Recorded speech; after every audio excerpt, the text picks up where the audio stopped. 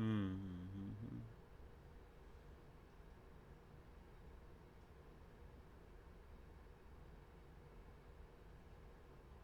Oh no. That's funny. Where's that?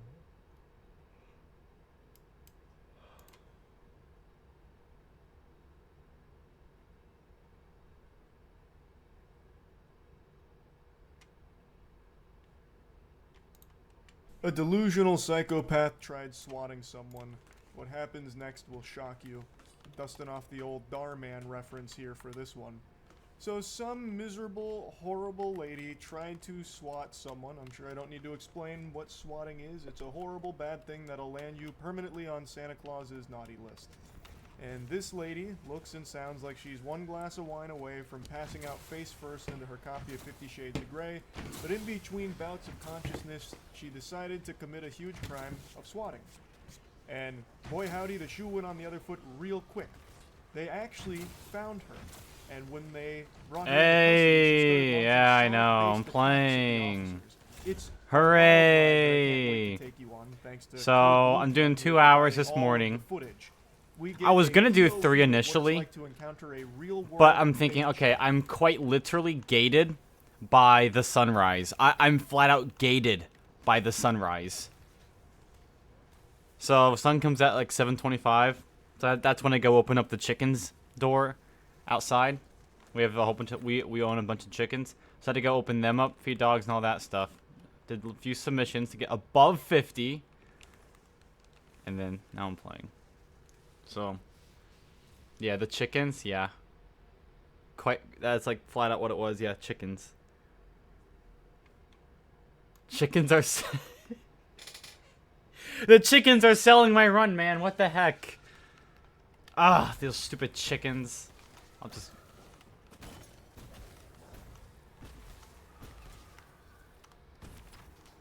So I'll do 2 hours this morning, so I'll get to 100 probably before I get off. Oh, and then I will... That gives me about 40 minutes. Leveling Cold War accounts? Like, since I've been asleep? That's how long? For money? Or just for fun?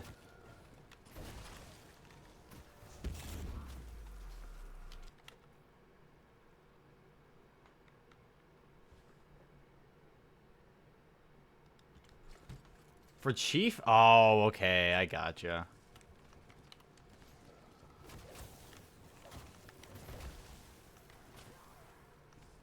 He doesn't want to max his account out? Oh my gosh.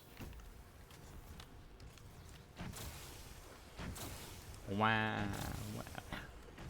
Do the dream edit, I'm gonna sleep tonight. See, I can't do that. The most I've ever stayed up in one go has been like 27 hours actually now. I don't know if I even actually... I think it's technically 24 hours on the dot. I don't know with time zone changes and whatnot. So we went on vacation to Alaska, right? And we were gonna fly home overnight, and so I'm thinking, hey, I'll just like, you know, try and stay up all night, because the time change will mean I'll fast forward in time 3 hours. So, you know, 5 a.m. in Alaska is really 8 a.m. here in Missouri. So I did that. Did not work out too well for me. So I woke up the morning around like 9 a.m. in the morning. We did whatever throughout the day. Later that night around 7 p.m. we got on our first flight. And the first flight was... I don't know with time zones and everything. It was... We went to, I think, Washington with the first flight. Wait, no, the flight was the whole way through, actually. To, like, Minnesota or something. I don't remember. Wisconsin, potentially.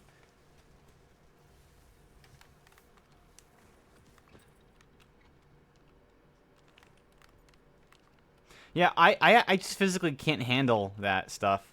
Because I remember I stayed up all night on the plane watching movies and everything. And I remember being at the airport at like 6 a.m. in the morning because we had to get another flight. And I was really starting to feel it. But because of time change and time zone changing and whatnot, it's really only been maybe like 18 hours. Let me see here. So 9, 10, 11, or 6, 7, 8, 9. So it's 3, 6. Yeah, it was 18 hours at that point. I was really struggling already. For whatever reason. Maybe it's because I was out all day or something. I don't know. 18 hours I was struggling. So went to. Didn't go to sleep. Got home. I probably finally fell asleep around 3 p.m. my time. So let's see here. 6. So that's. I don't know. 18. It was 18 at 6 a.m. 18, 19, 20, 21, 22. So 22 would be 10. Yeah, 27 hours. Yeah. It was 27 hours. So that's all I can handle apparently. 27 hours is my PB, y'all.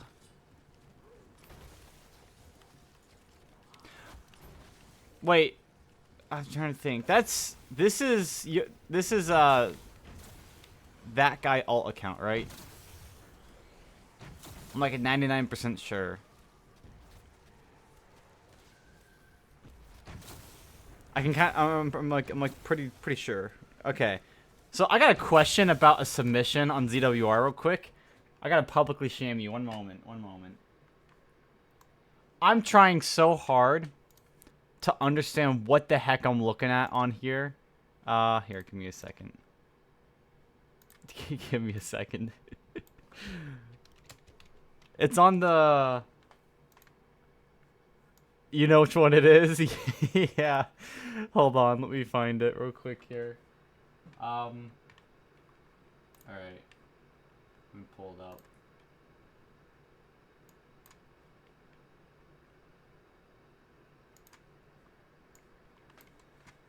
Let me go find it real quick. This one. This one. Holy crap. I gotta know what happened. What is the beginning? Oh.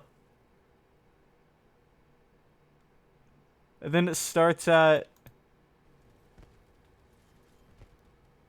this here. 76. But it starts back here.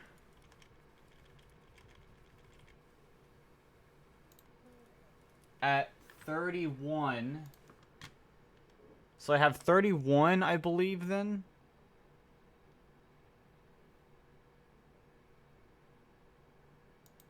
You go full screen on the video. That one starts there. 1 through 74. So I clipped the last hour on PlayStation. Okay.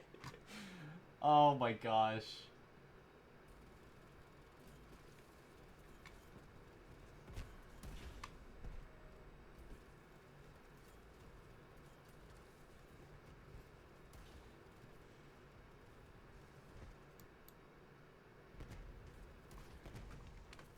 The only thing is, I don't know if there's any gameplay of like 1 through, I think 31 is what it is.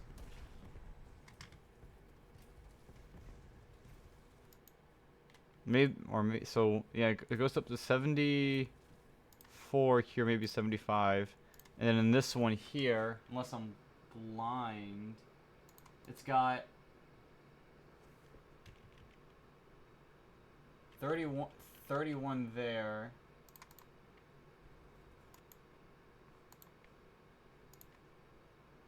Up to 75.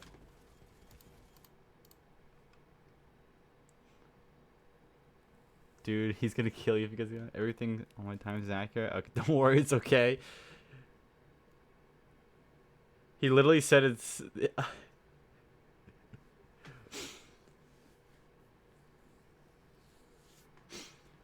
I'll let someone else get that one.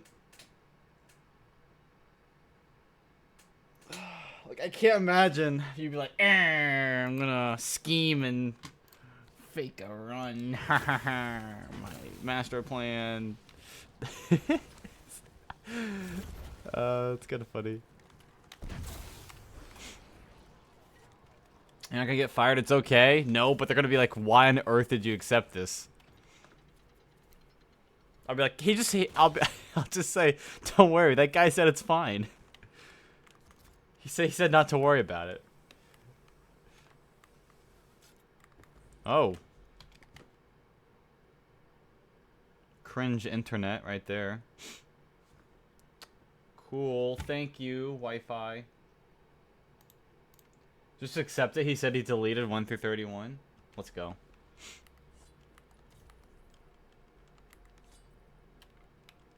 I love deleting footage.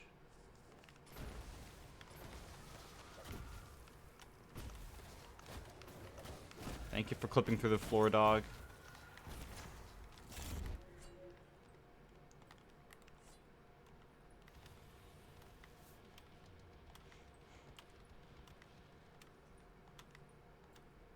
By someone to improve it, there's so many. There's like 250 submissions right now. A third of which physically just don't meet the requirements. So it's like, okay, well. So it's actually like sorting through those. It's difficult. It's all Black Ops 6 as well. There's very few of anything else in there. There's like 5 of like maybe Black Ops 3 community maps and whatnot. Genuinely, I was doing some this morning, and I'm like, oh yeah, it's at 290. Okay, I did like 6 and it went up to 294. It's like crazy. All right.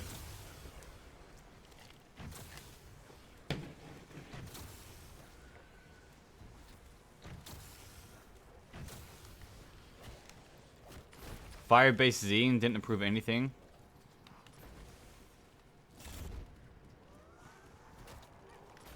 Like just now or like earlier? Because I just did your 3-player Firebase Z 70 speedrun, and that was fine.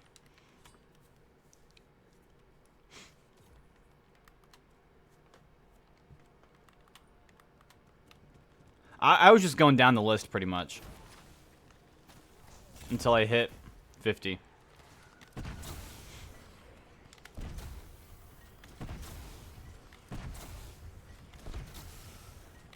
Even though we Oh, see that I didn't do that yesterday then. No, that wasn't me yesterday. I did things this morning, but I didn't do anything yesterday other than that. Oh, yeah.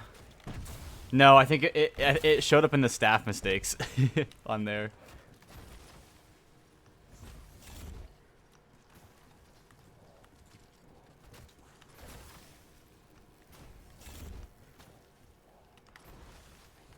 Hold on, let me go look for it again. I think it showed up on staff mistakes. There's like a little channel called that, where if we screw up or something, we get publicly shamed for it, you know? I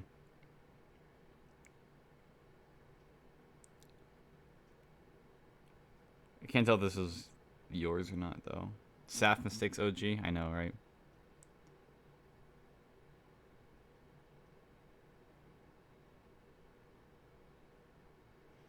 Yeah, I think that's what it was. ZWR. Don't ever pronounce it like or say it like that ever again. Ugh. Caught with your pants down. Mom, I was deleting a virus. It's mama. I was deleting and there was a virus and I went to stand up and my pants fell down and I just randomly happens to everyone.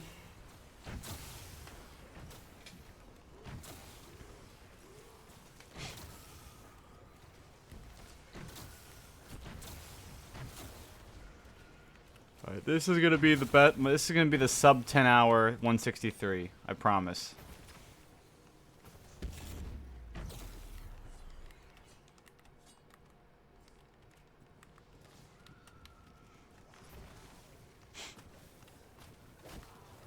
You have a bajillion channel points, yet nothing to use them on.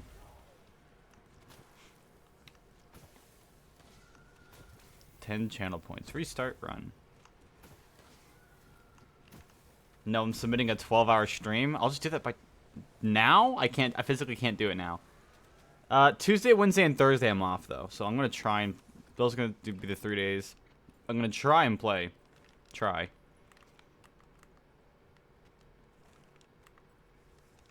We'll see.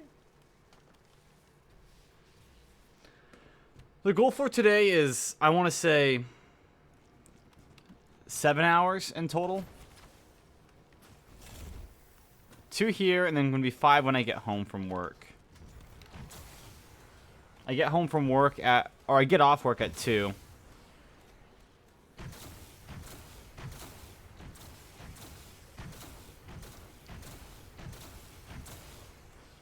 Oh yeah, I get off. Oh my gosh, these Ragnaroks slow this down so much.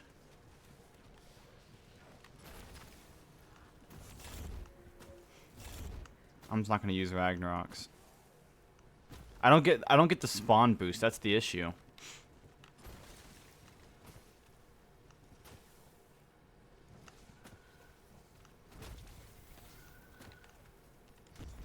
I don't even know why I pulled them out. That just like wastes. It's 5 p.m. for me. It is 8 a.m. for me.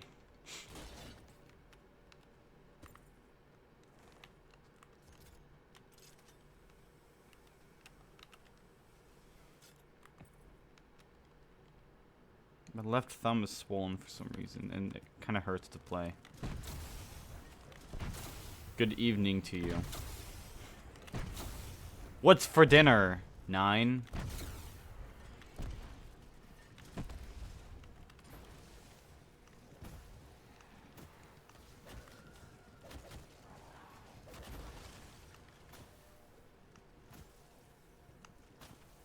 Culinary delights you're gonna eat. Okay.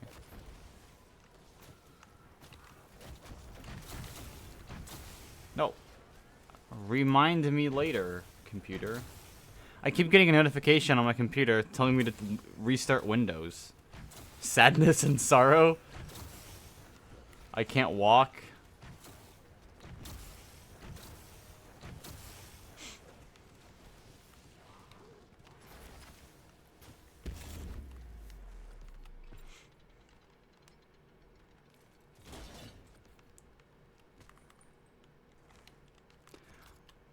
One of my favorite videos. Football practice, my leg almost broken. Play football, ooh. I wish I played football instead of soccer. I would have been so much better at football than soccer.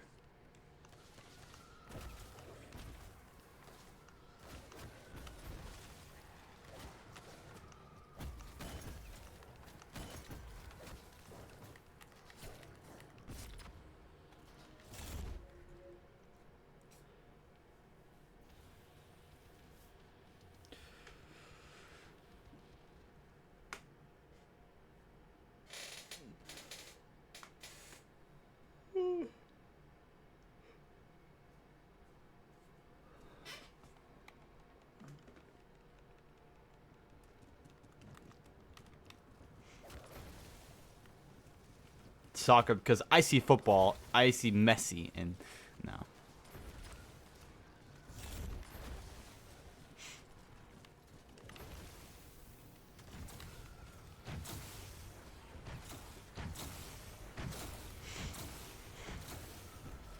Okay, well, here in the land of the free and home of the brave.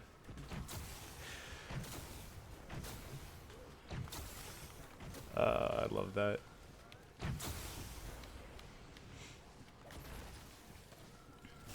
And my argument, we tied England, or I think it was England. We tied England,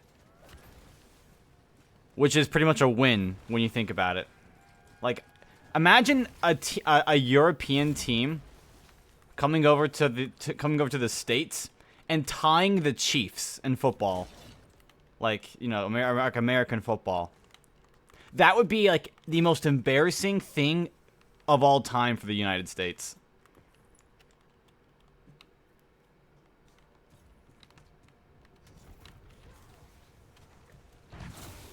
I mean, there's no tying in football, really. But, so, American football.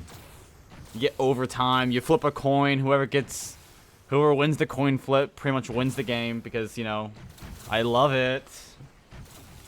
It's so much more interesting whenever they go by college football rules. It's so much more interesting. A tie isn't a win, lil bro. When you're going against the Europe, it is. When you're going against Europe, it 100% is. That's like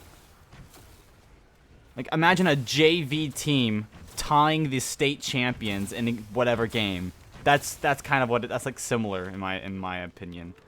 That's how it is in my head. Don't worry though, we're only making fun of England, okay? I wouldn't dare make fun of anywhere else except Britain and maybe France.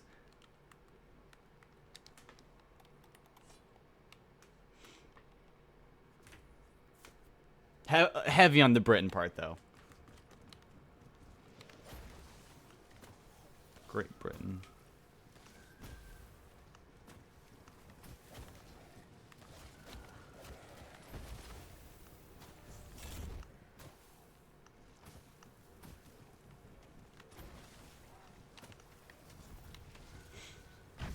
Shout out to Saudi Arabia. Yeah. How's the line going?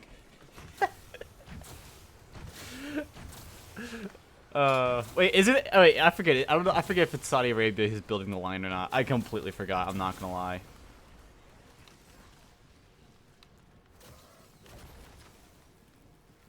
Bro, I know. That's like the main thing I remember. I didn't get like reduced and all that. I think it got reduced to about it. Oh, okay. I know that it's like they're building some like huge city in the shape of a line somewhere in the desert or some desert. I don't know where though. What is the line? A dystopian movie here in like 100 years probably. I have no idea. So in Saudi Arabia, I think they're building a city that's like basically just in the shape of a line. So it's gonna have like glass mirrors on each side, and in the inside that it's like gonna be like the width of a football field inside, and that's gonna be a city there that people live in.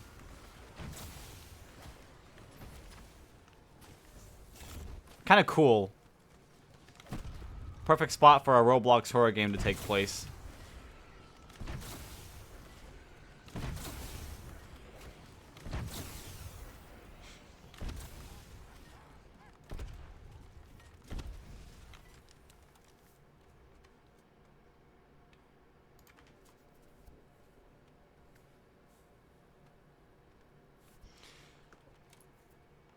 I remember seeing a bunch about it on TikTok a while back. I don't like look into it too much though. I just wait for updates.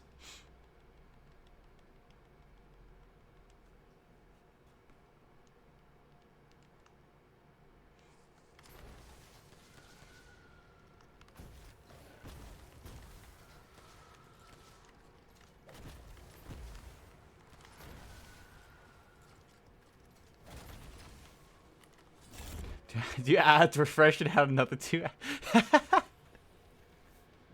I'm literally paying your rent. That didn't even make me a cent. I hope you know.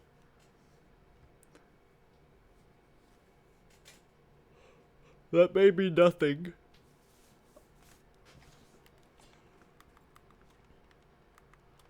There's gotta be some really gonna give me a gazillion subs. Yeah.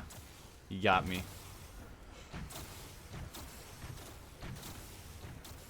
1 gazillion subs, please.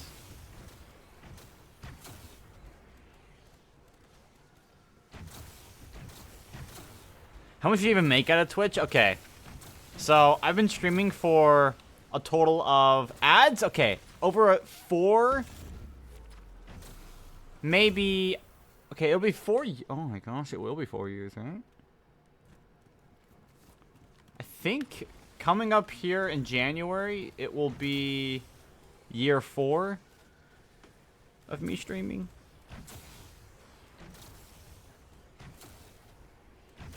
Yeah, I think. Let's go 3 years just to be safe, right? Well, no, 1, 2. No, this will be year 4. Yeah, no, this will be year 4 here. It's gonna be. I think I have over a total of like $30 I made from ads. As you can see, I'm absolutely rolling in cash right now. Scrooge McDuck over here never has to pay rent, like worry about money again in his life.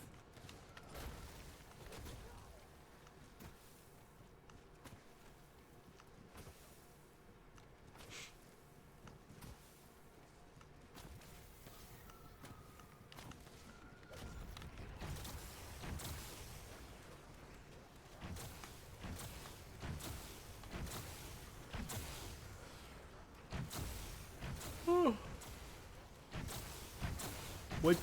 What did you say? What did you say? I got an ad. Oh no.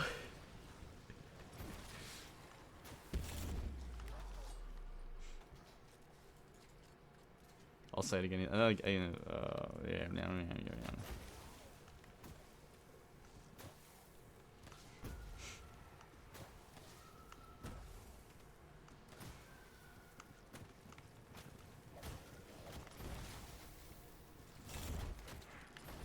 Not the 4 years thing? Oh. After it? Okay, so I think in total after 4 years I've gotten like 20... I think it's like $28. I haven't checked it in like months.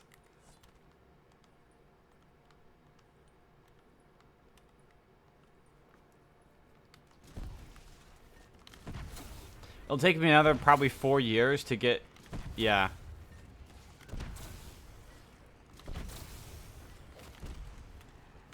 It's like $28? Yeah.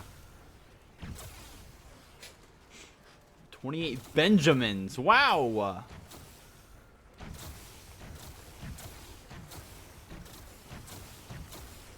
Just how the founding fathers envisioned I'd make money. Playing tag. And games. How about with subs? Okay, that's a different story. A lot more.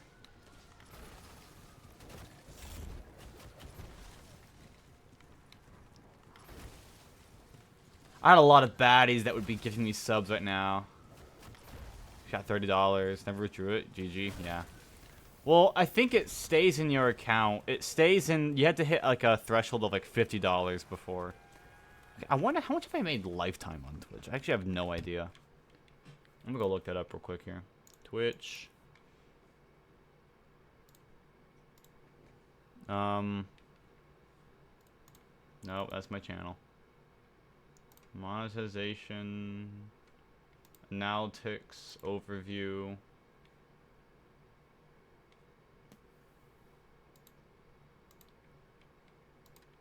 Alright, let's go revenue. Since...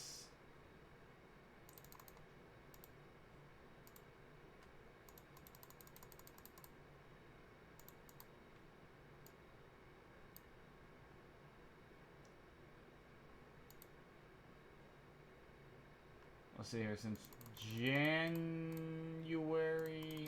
1st of 2022, or 2021.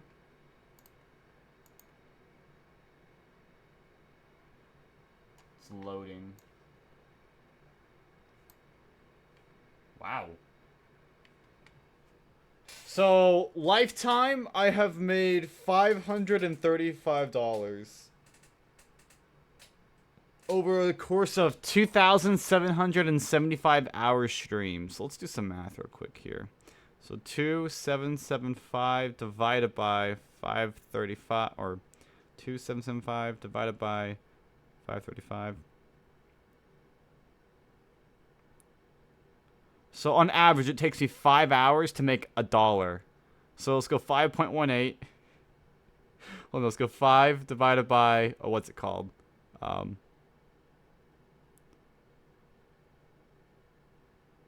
Make $1. So I make what, on average 20 cents an hour doing this? A bit above, like maybe 21 cents an hour. 2 ads.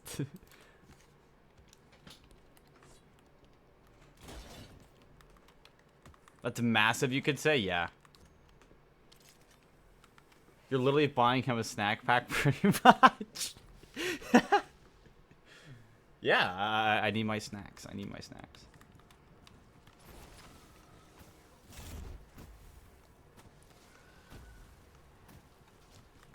And then I think a tenth of that came in a single day just from some random guy on Twitch.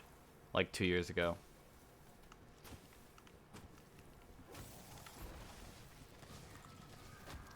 You're a snack. Ooh, shit. That was Riz. Okay.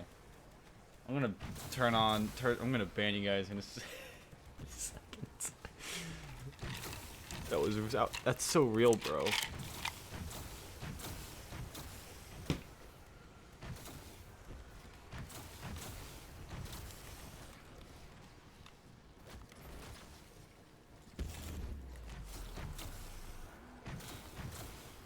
Oh man, I don't know what to do.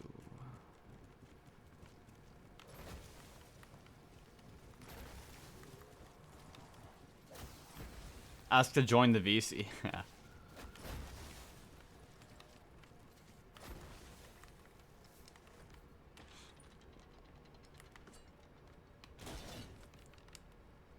We never heard from him again. Oh my gosh. Pay to talk is crazy. Yeah, what is this like?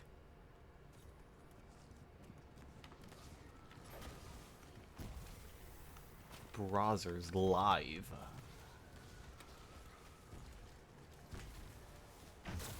Guys, don't buy browsers subscriptions if you respect OGs. Who's doing it for the love of the game? I don't know what love of the game you have to pay 15 subs to talk to someone for 2 hours. That's a lot of money there.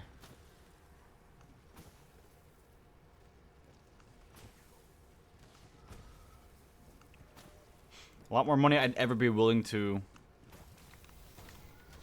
pay.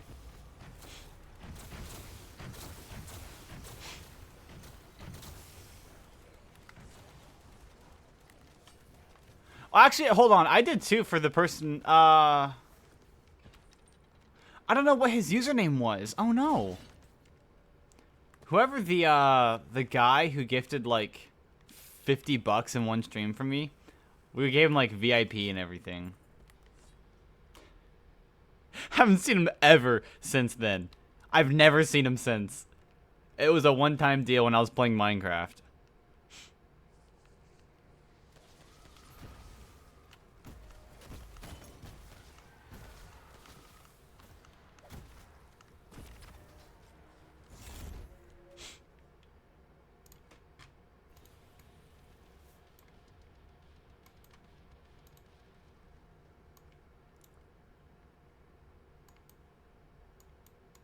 I gotta find a video to watch so I don't die of boredom.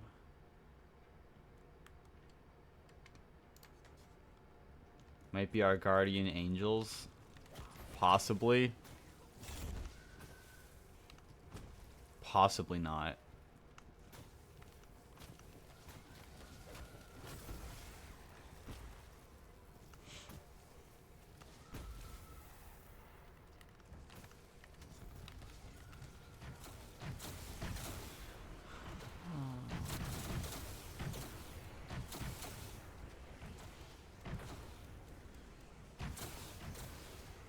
Man, there is actually nothing to watch on YouTube right now.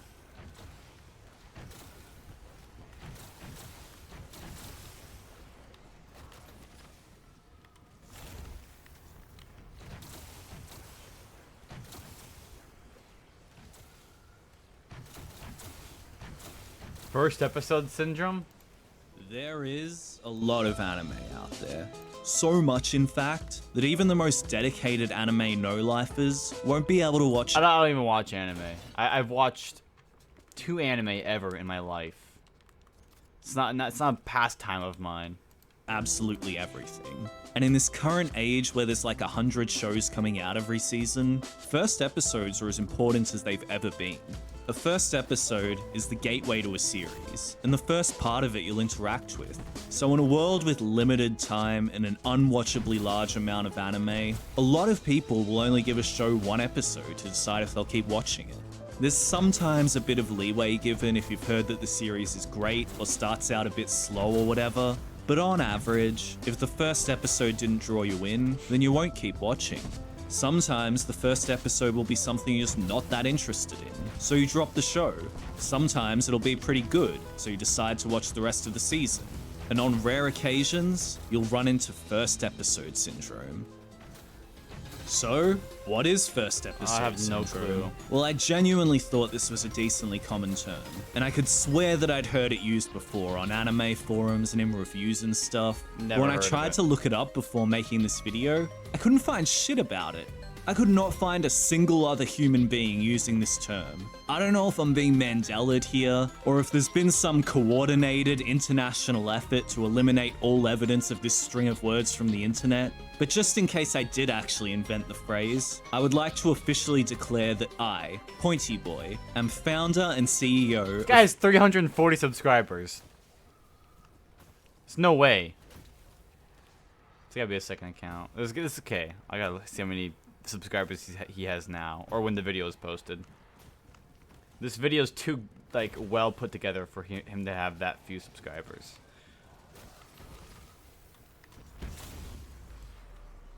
First episode syndrome incorporated. 1.5K now. And any Crazy. future user of the term will henceforth owe royalties, which you can pay directly by subscribing to the channel.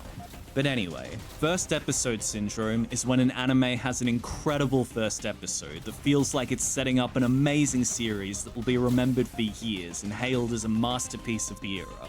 But then the show just never hits those heights again. Usually the show still ends up being decent or even good, but it just doesn't live up to the quality of that first episode. And I'm not talking about your run-of-the-mill anime that starts to drop off in quality as time goes on, or a first episode that showed some interesting ideas and seems like it had potential, but then just kind of fizzled out. I mean specifically, the first episode being a standout banger, and the series declining directly from there. This is a pretty uncommon situation, and I honestly could only think of a few anime that this even applies to, which probably gives further credence to the idea that this is not a real term, and I just imagined that I heard it in a Scamboli video or something. Zom 100 is an anime from last year that has one of the best first episodes you will ever see. You know, one of my favorite anime is Welcome to the NHK, but before I watched it, I for some reason thought the story was about a bunch of salarymen working at the NHK that kinda started to lose their minds from being overworked and then just snapped under the pressure. It turns out the Zom 100 is the story that I thought NHK was gonna be. The start of that episode is a grueling depiction of what it's like to work in a job you absolutely despise. The mentally draining tedium from doing the same things over and over. The middle managers that will expect impossible deadlines from you. And even in your free time, all you're able to feel is the dread of having to go back into work the next day. Anyone that's worked a soul-crushing job for shit pay can relate to how Akira feels when he's hoping a fucking comet will come take him out so he doesn't have to go into work the next day. But through this depressing view of being exploited by a black company, we get one of the most magical sequences you will ever see in anime. As Akira is getting ready to face another day in the 7th Circle of Hell, he discovers that the city's been infested with zombies. Instead of panicking or freaking out about the end of the world, the dude realizes he doesn't need to go into work anymore. And in one of the greatest scenes in all of anime, color returns to the previously grayed out world of Akira as he runs through the city celebrating his freedom. Seriously, throw this scene against any other amazing moment in anime. This scene stands tall with all of them and highlights what is such an overall superb first episode. Unfortunately, Zom never managed to reach the heights of that first episode ever again. And while I did enjoy the rest of the season, and would still recommend it to anybody looking for a fun show to watch, Zom 100 will always be an anime that peaked in its first episode, and pretty much exemplifies the idea of first episode syndrome. Next, I want to talk about Oshi no Ko.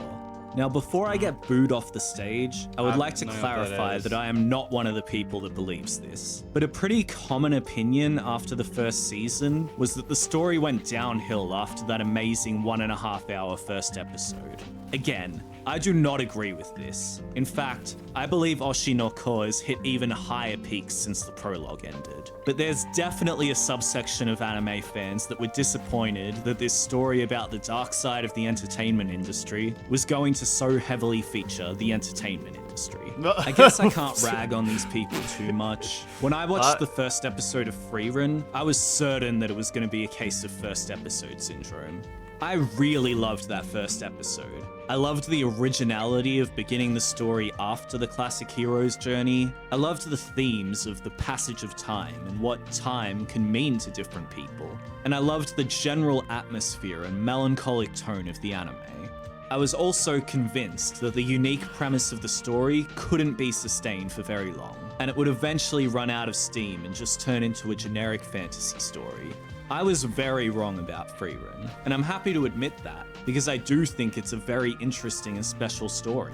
While you could maybe argue that it did just become a regular fantasy anime, the overall themes and vibes are still at the forefront of the story. There is still that philosophy of what happens to somebody after they achieve their goals. They slowly add information and context to the actual journey, instead of just dropping everything on us at once. And the passage of time is still a major theme. Even the tiny detail of how time is recorded by years since Himmel's death just adds so much to the anime and solidifies what the story is really about.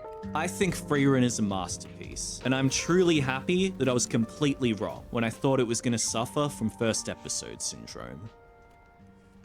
As a side note, when the Oshi no Ko anime was about to start, I was up to date with the manga and was thinking about making a video called Oshi no Ko Isn't What You Think It Is, or something like that. But I decided against it because I didn't want to give any major spoilers. Then after it aired, I saw so many videos that were spoiling the shit out of it in the fucking thumbnail, and I was like, fuck me. It should have been me, not him. It's not like I'm delusional and think that video would have blown up and I'd be getting invited to the Trash Taste podcast right now if I had made it.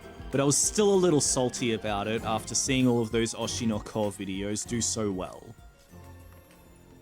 A theme I've noticed with all of these first episodes is that they could all be standalone films and they would still be considered great. I think this idea definitely applies to the first episode of To Your Eternity. This episode really hits all of the story beats you need for a complete narrative. There's an initial premise and mystery that is rather unique, there's characters that are easy to get attached to, there's a goal, a challenge, and a conclusion. To Your Eternity hits the ground running, with a first episode that can stand on its own and provide a very solid and emotional experience for the viewer. The thing is, after that conclusion, there is an entire bonus anime series.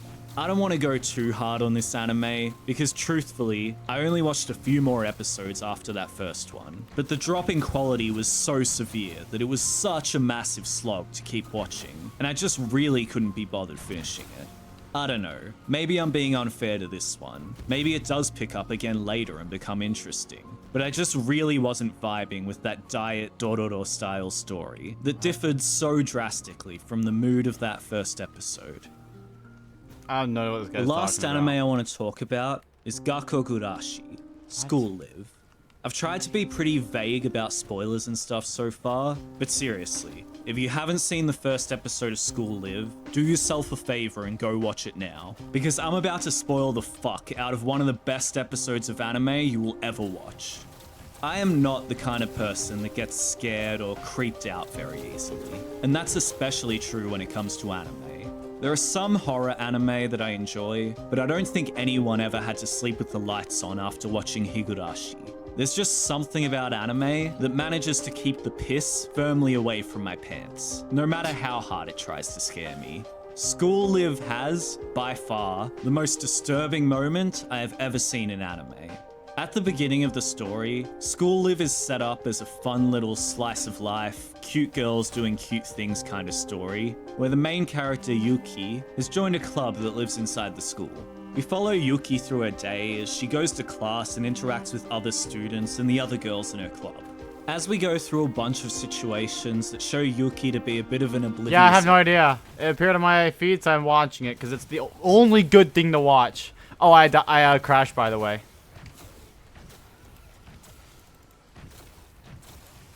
Yeah, so, here. Oh. Would you be able to clip that by chance? I know what my time was.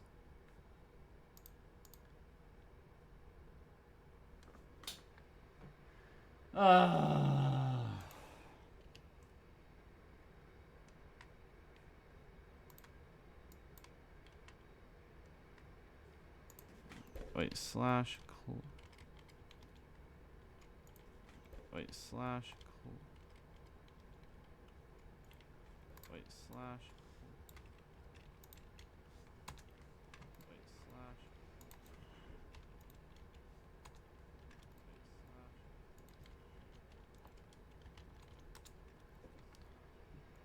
Oh, there we go. Huge. Actually huge. Thank you so much. Huge. To be a bit of an oblivious... Yeah, I have no idea. It appeared on my feed, so I'm watching it, because it's the only good thing to watch. Oh, I crashed, by the way.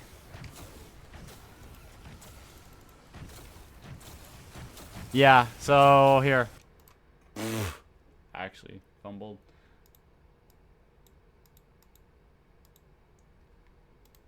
Actually, thank you so much. Oh my gosh. Huge clutch. 1:14:54. Alright, let me go double check, make sure I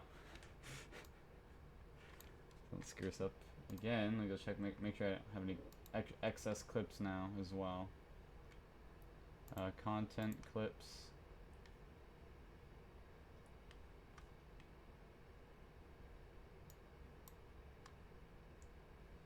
Alright. Woo!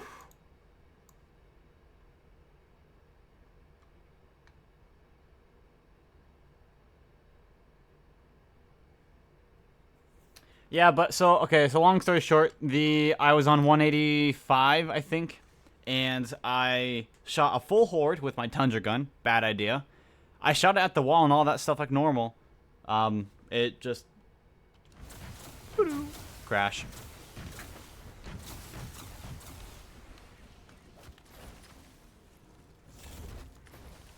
I let all the zombies come out of the window, which was, I think, the issue.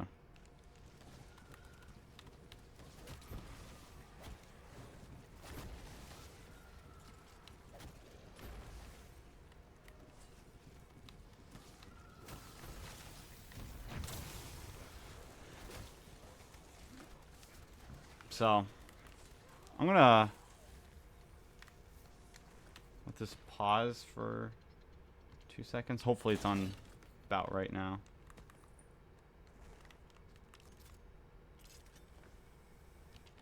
Oh yeah, here, let me... I have the clip. Let me somewhere. Yeah, whatever. I'll find it later. It wasn't anything crazy though. All the zombies came out of the window. I shot right here, and I just crashed.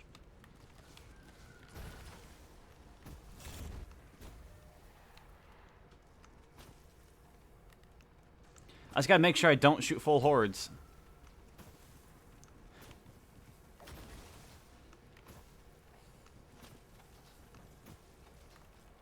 I wonder if it's because they're all so close together.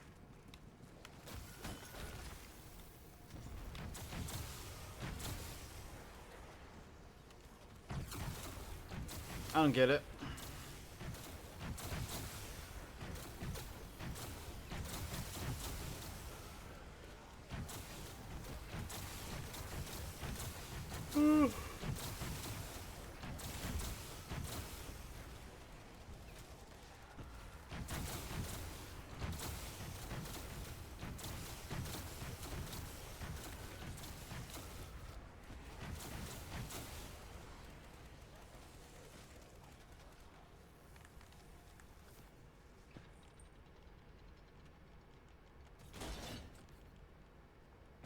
peak? I know, right?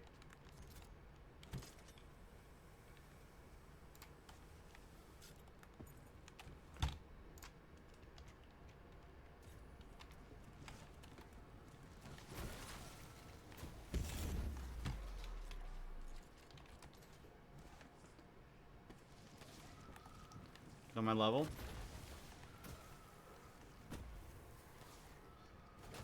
That's not fair. Yeah.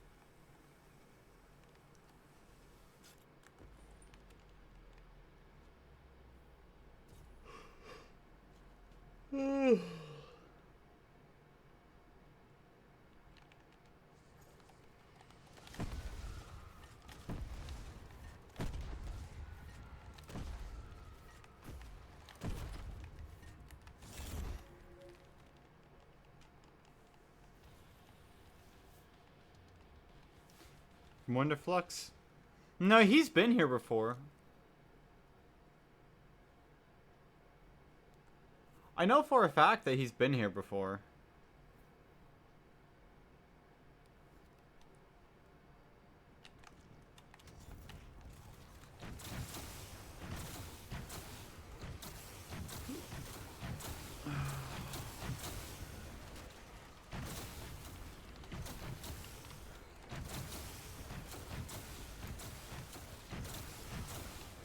Oh.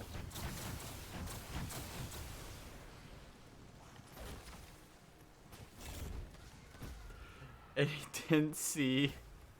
Yeah.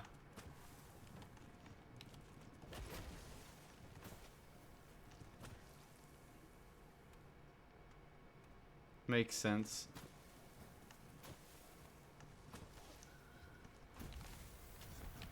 I wonder if I can do...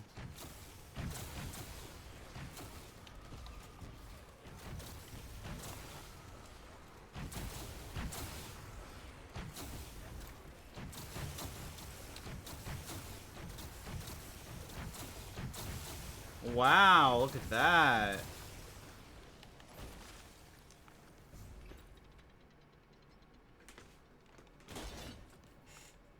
Mr. Popular. Wow.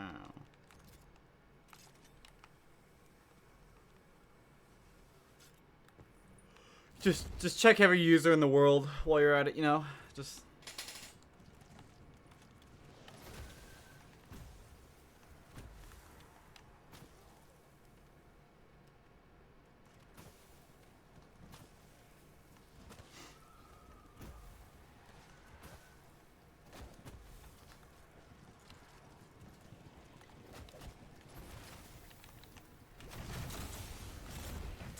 Oh, well.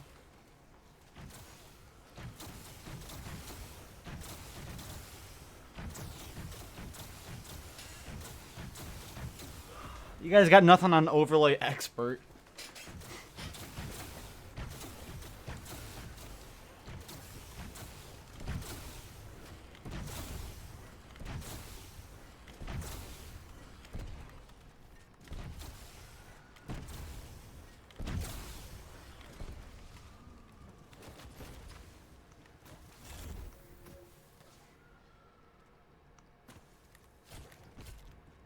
Oh, I thought it was gonna be round.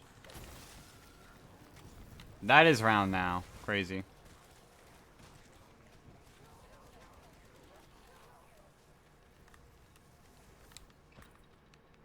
Sluya? Okay, now let's think about it for a second. Why on earth would Sluya ever watch a Black Ops 4 stream?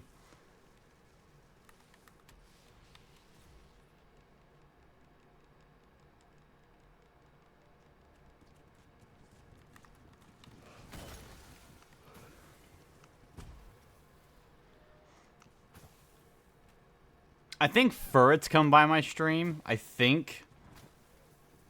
And that was because I got put in a group chat with Furret and Wonderful whenever they were wanting to know more about Furret. Yeah, okay, I guess not. He said he does doing tag next. Oh, yeah, for sure. Sluya said he's going to play tag next, or Furret, whichever one. Sluya did say that, 100%, yeah. Not lying. Yeah, after Vanguard.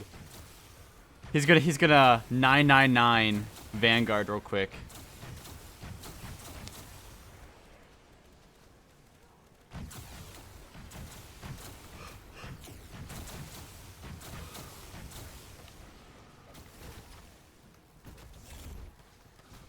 Just after he speedruns Modern Warfare 3 Zombies as well, you know. Prompy Wompy spent 0. Aww. So sad.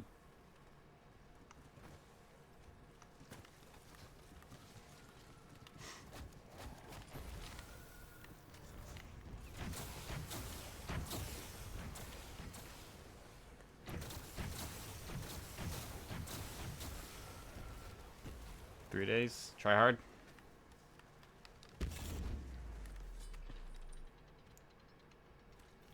I was gonna say, what do you mean that didn't end round?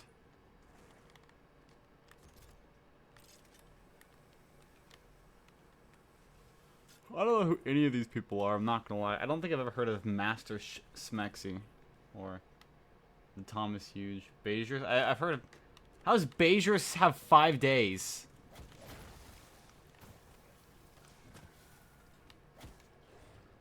How on earth does Beziers have 5 days? Master Smexy? I haven't heard of it before.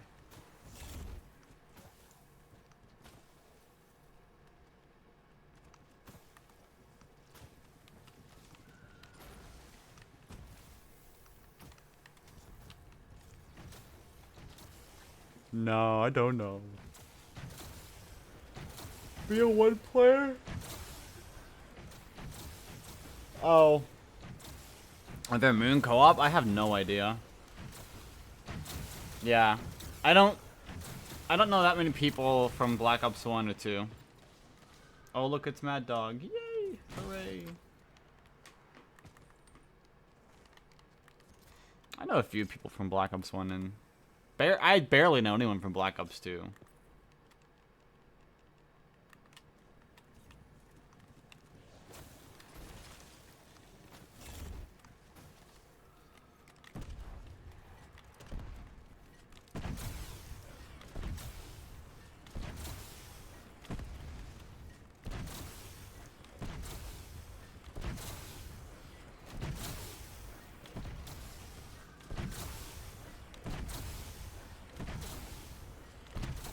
Are BO1 players? Oh.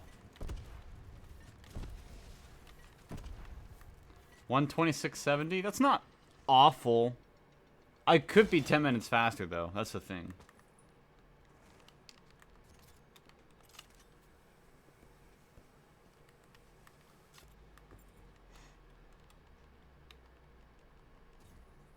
At least I shouldn't get screwed over in my dog rounds now. Up to 100.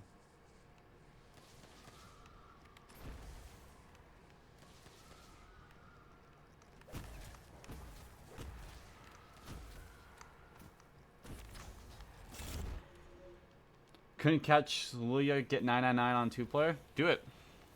Yeah, get Sluya for it, and I don't know, it's 2 other people. Let them play some Black Ops 6, you know. Vanguard, actually. The best zombies game ever created. Call of Duty Vanguard.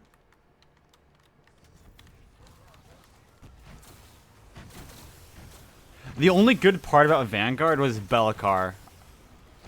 Or, who was the, actually, no, not Bellacar. Who was the woman? There was, like, the voice of her, whoever played the energy mine. She was the best. That was the best lady, by far. My favorite voice line from that game is, like, oh, the city top moved. Why can't that thing stay put? The way she, like, said it. And her weird British accent was awesome. Why can't that thing stay put?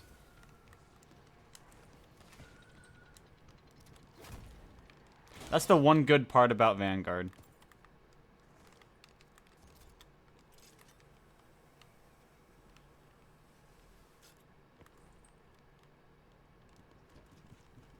Shut the Sigma, little buddy. Alright. Alright. I guess I will.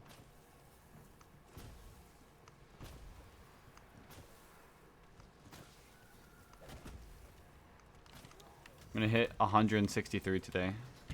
Guaranteed. I had 935, I just haven't uploaded. I actually have two 935s on Mauer. I have a first room. I just haven't uploaded yet because I don't want to make people feel bad. You know. I don't want to crush all competition yet.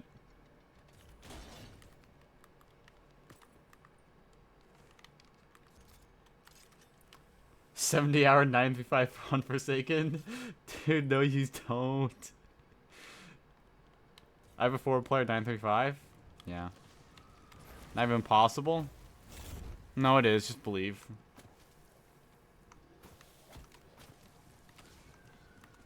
You obviously just don't believe hard enough. If you're brave enough. What, is it like scary? You get frightened. Ah! 4-player!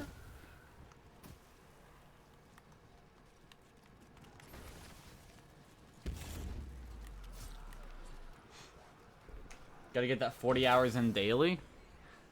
Just give it 4 months. JZM will have it. Yeah.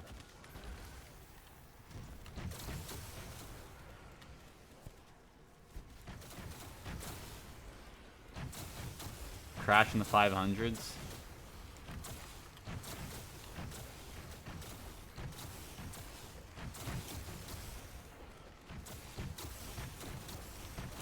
Wait, has he? Wait, what's he at right now on Forsaken? I know that's like kind of the map he's been playing last, because I know he uploaded a video on it.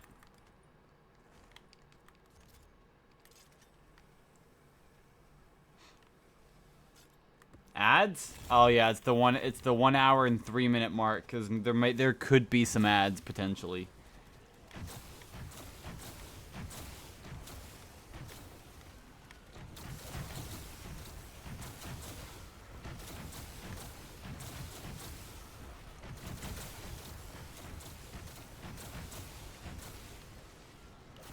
Watch time ads.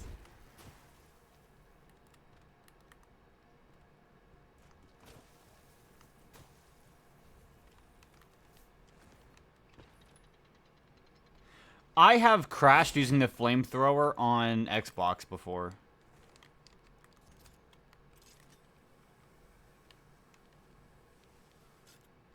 So in my game that was like a 490 game I had way while back, this is probably like 2 years ago, back on Cold War Mauer. Yes, that is a game. It's on not leaderboards. It's on like the global leaderboards though, on that game.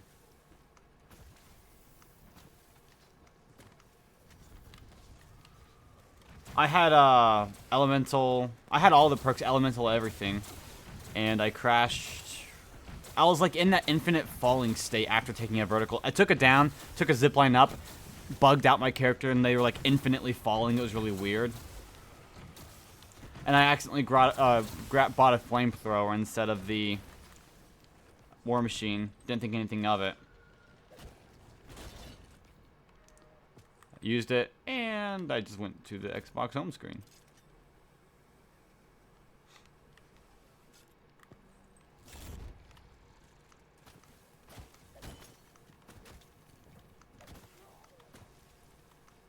Okay, that was all for nothing.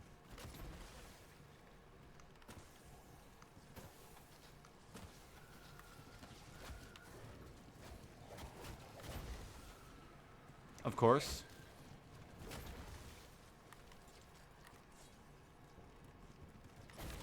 I thought that was really gonna...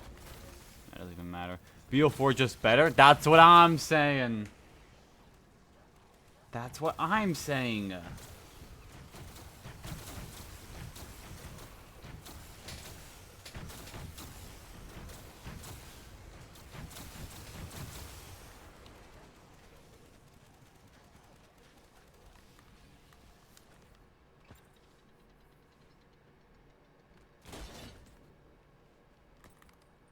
Yeah.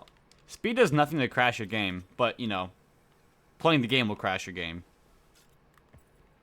Boy, oh boy, I sure love it when I use the traps on Alpha Omega in the basement. I sure love it how those...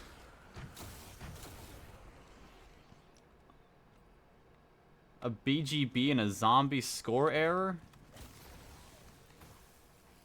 I could only see that being possible on something like...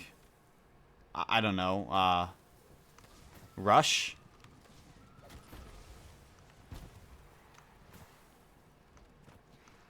Okay, tell me in what world did that chain not connect? Blood of the Dead realistic. I didn't even grab freaking snowballs. I'm gonna just sit here and use my ammo. I don't care. I have a dog round coming up soon regardless.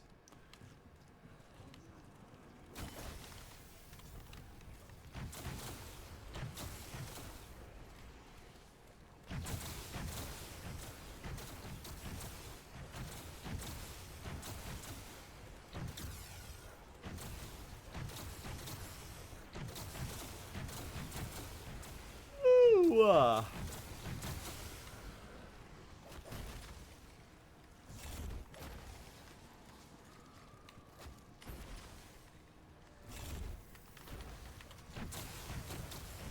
850. Cold War is such a... No. Okay. It's a fun game if you're playing on anything but the client.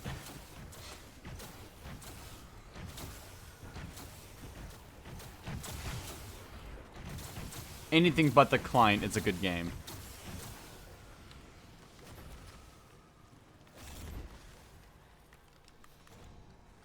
Cold War is only better than World at War. I can name like 3 Call of Duties at least. Okay, there's a lot of Call of Duties better than World at War. For zombies. World at War Zombies is so not good, in my opinion.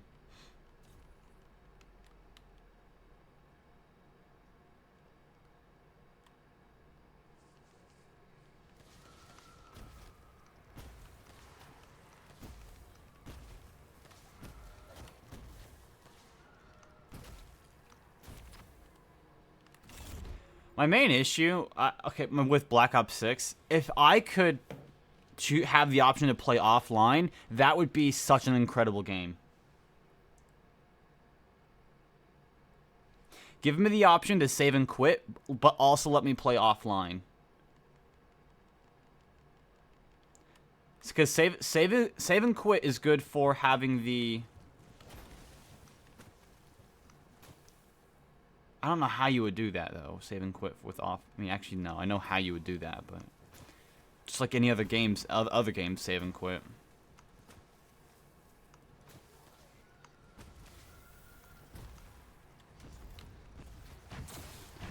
It's fun. I really enjoy it, but I don't like high rounds on that. The speedruns are really good. The speedruns are so good. But the high rounds just suck. Because of the Mangler injection. That thing really ruins it for me.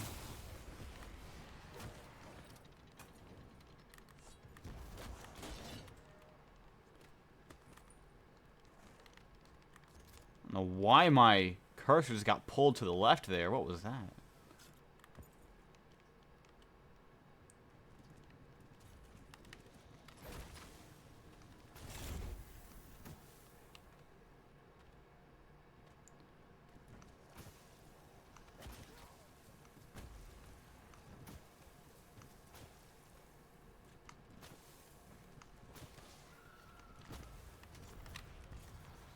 I don't know, I just don't like high rounds on Black Ops 6 that much.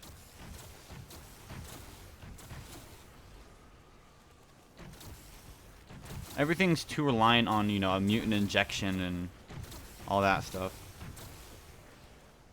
Not that fun.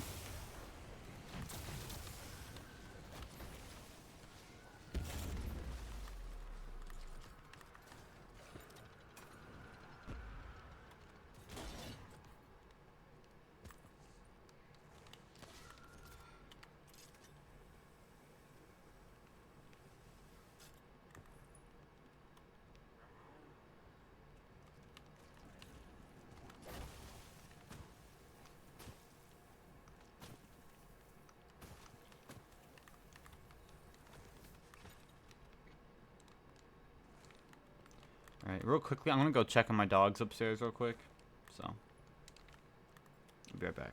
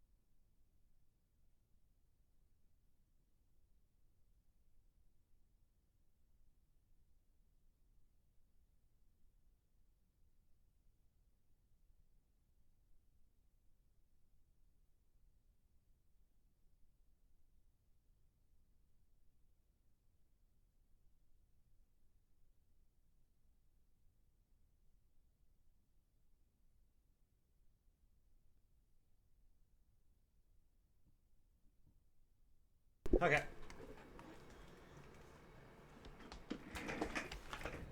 Cold. So cold.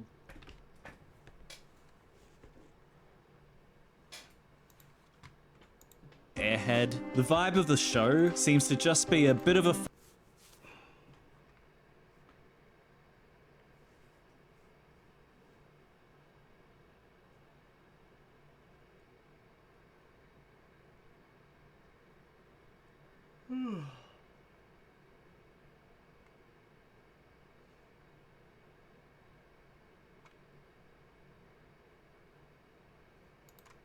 Chat, it's content time. We have a potential goodie here because this is from Uranus King.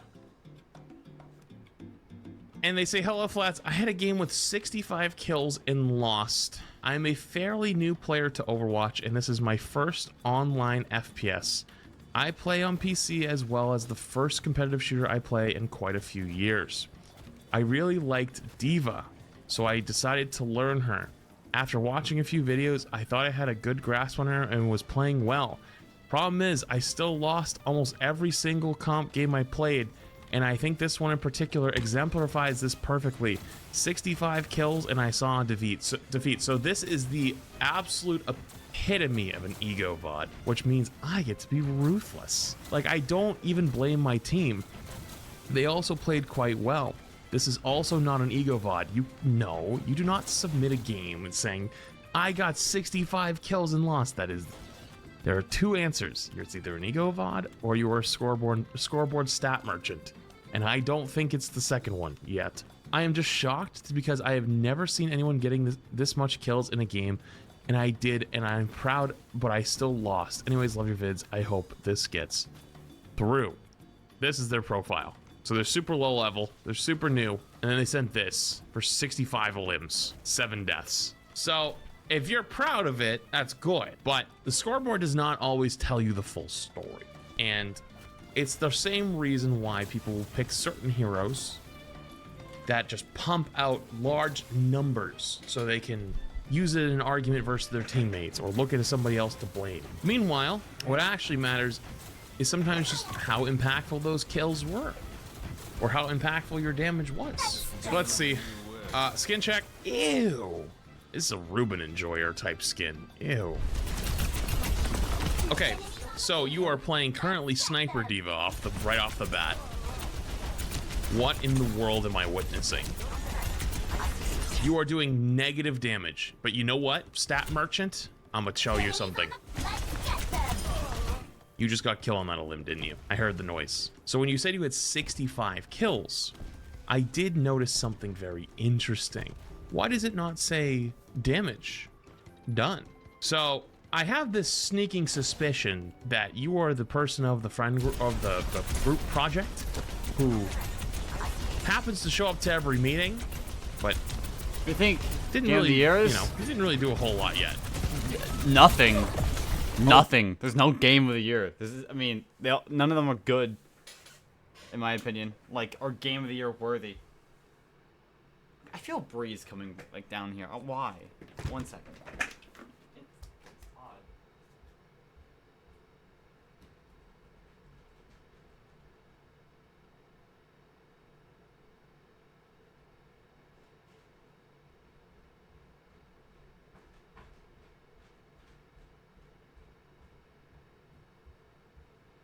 Everything's fine. It's fine up there. Okay.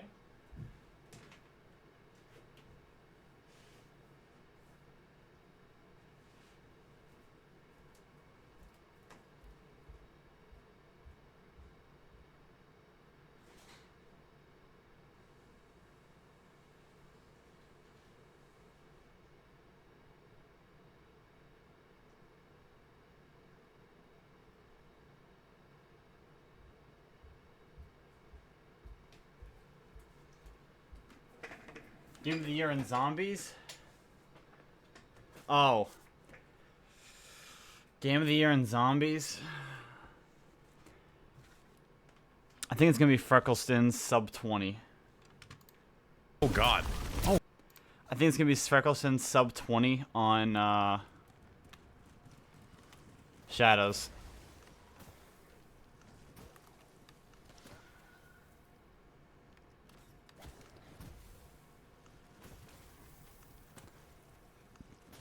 Shang 225 solo. It could be that as well. This was a really good years for zombies kind of in general.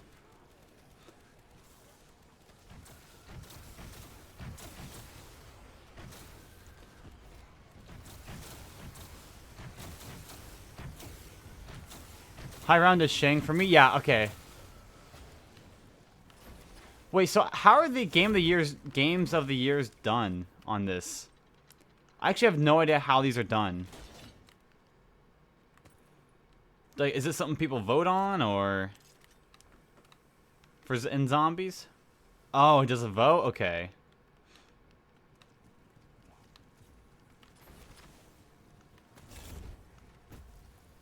Oh, he did? Oh. Is the video out yet or no? So what are the categories that you could vote on?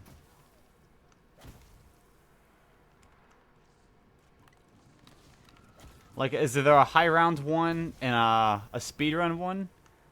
Or is it just all one? Is it only one game? That's it?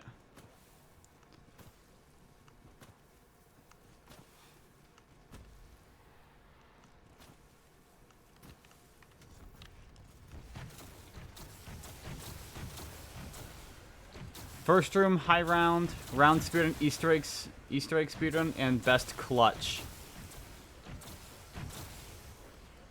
Oh, okay, okay, and then call game in the year. Okay.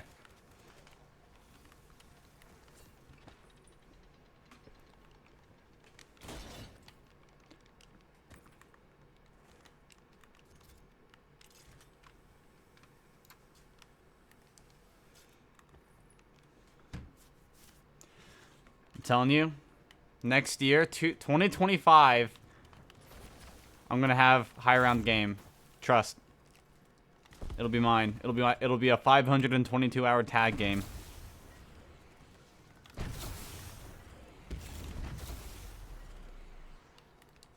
Guaranteed. If you didn't quit, you'd be there? No, I'd be at like 200 right now. I'd be at like maybe 250 hours. I had to restart though, I feel like, on that one.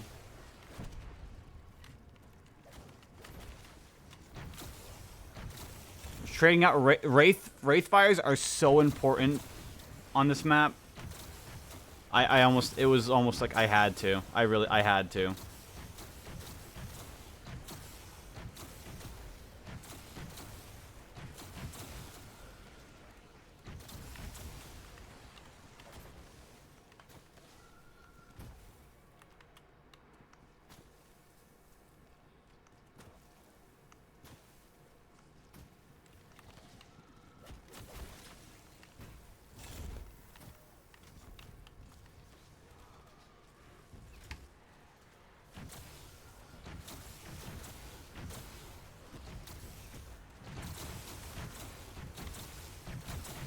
What perk do you do in Brew after 362?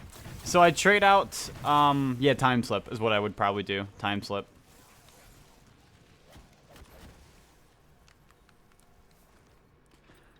Right, what I would probably do would be time slip and brew, and then soda I would keep as. Oh no, I wouldn't actually. Actually, it doesn't even matter. Yeah, no, I would probably put ethereal razor in my brew slot and time slip in my soda. That's what I would more than likely do.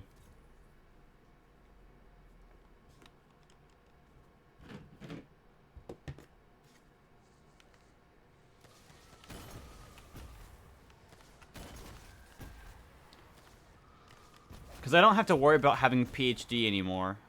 Because whenever you shoot a Helion, whenever you inflict self-damage with the Helion salvo, as long as you get zombie kills with it, the order goes: you'll deal the damage to yourself first, and then the kills from the zombies within the circle will give you back armor. So I'll never actually run out of armor doing this with no PhD, which is nice.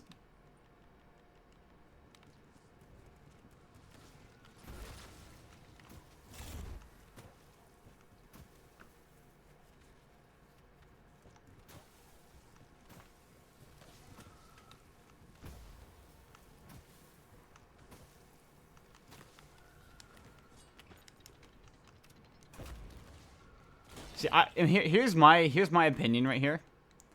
Hot take: Black Ops 3 is dead now. Like, the main part of Black Ops 3, high rounds are like, every single map is maxed out now. Speedruns are, I mean, more or less. All the really good speedruns, or like the popular like Origins and Shadows and all that stuff, are kind of maxed out to an extent. You know, you had to get what, a 29 cycle, I think, on Origins now. No one's gonna get 255 on all maps. I don't think. No one's ever gonna do that. Simply because of Noct. No one's going to play Noct to 255 classics again. That was a one-time deal with whoever.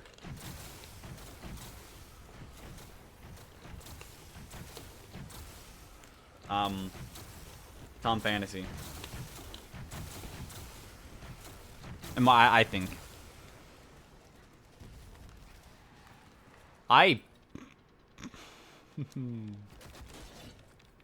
I could stay in a game forever, technically. You could, yeah.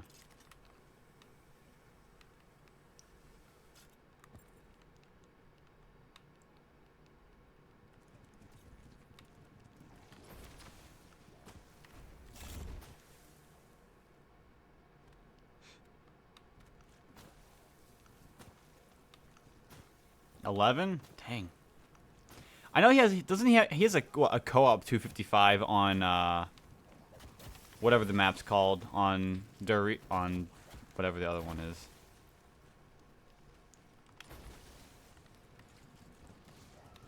The other map.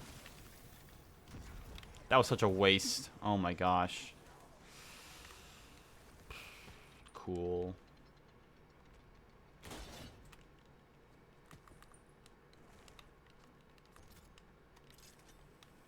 Looks kind of cool from the side, though.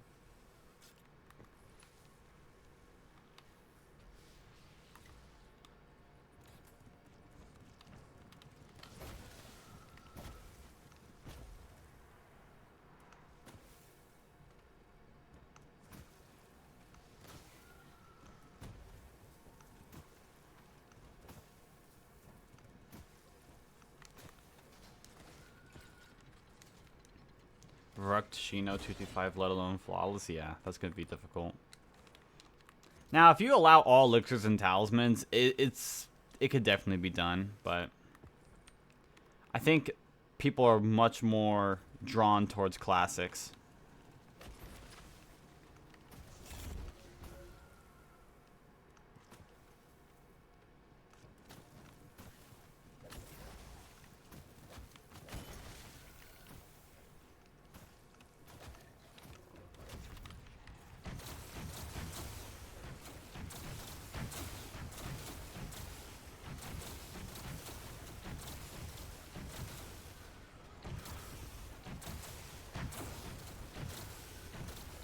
I'm not gonna have anything to do this morning at work. It's gonna be so boring.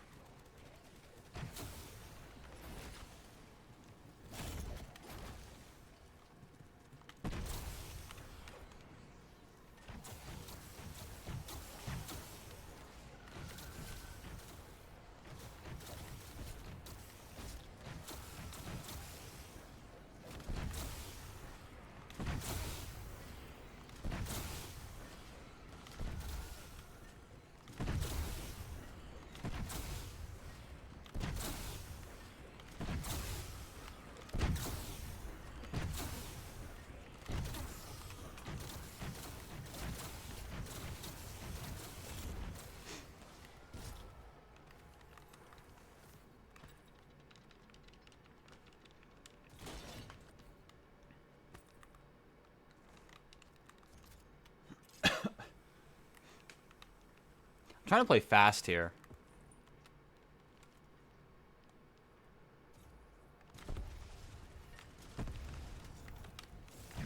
Morning. Good day to you, sir. Oh, wait a minute. What the heck? Ah, okay. Oh.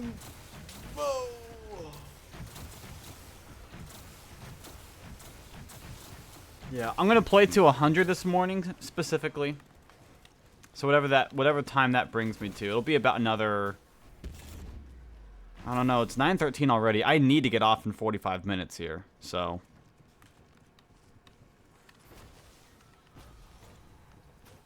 Because I also got to go make sure chickens are all good before I go to work and all that stuff.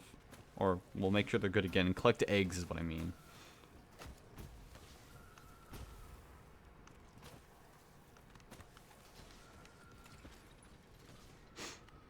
I should just lock in for the first 10 hours of this map. Try and get 163 as fast as I can.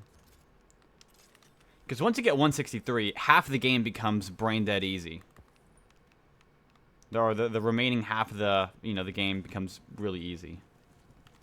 Because you only have to worry about your non-insta-kill rounds. That's it.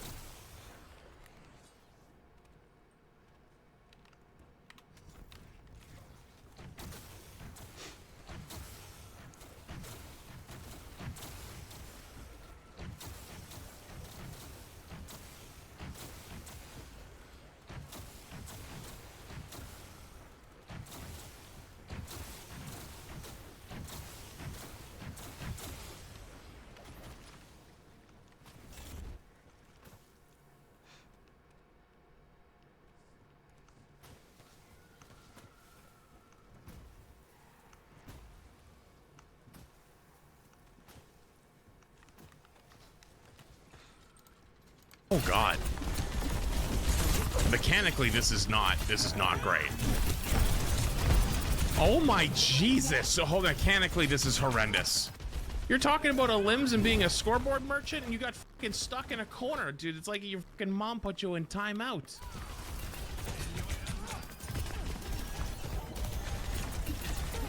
So far, I've seen very little meaningful damage. That is a... This is... I actually held my breath because I was going to say, there it is, finally. Okay, that was actually good. And you whiffed literally every shot. You whiffed your entire micro missiles, in which you could have flown in, left click, left click, left click, left click, got a little bit closer, then pop your micro missiles and defense matrix at the same time. They cannot receive healing. It's not coming in. Then it comes down to a 1v1. You get her low enough at the end of your missiles, headshot, headshot, headshot, dead. Instead, you whiffed actually everything and just exploded. So, okay, another kill you got credit for. You didn't do anything. You kind of fed, if anything. And then dead.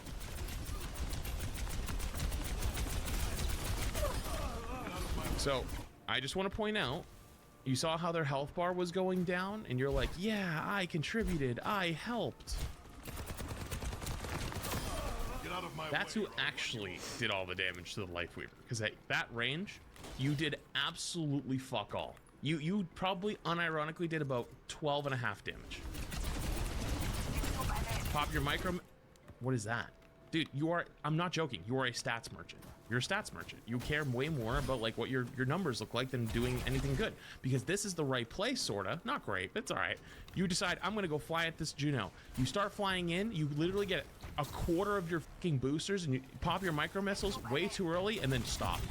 You do not have, first off, you do not have the tracking to be able to predict where they're gonna go. Second off, you just got credit on that, didn't you? You also just got credit on that Juno. You did not do shit to kill that Juno. That was a good little melee.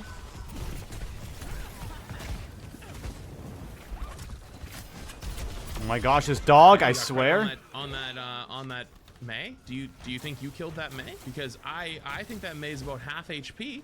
You hit her with 3 pellets. Literally 3 pellets. And got another kill. So we've already seen about 6 or 7 stat merchant kills.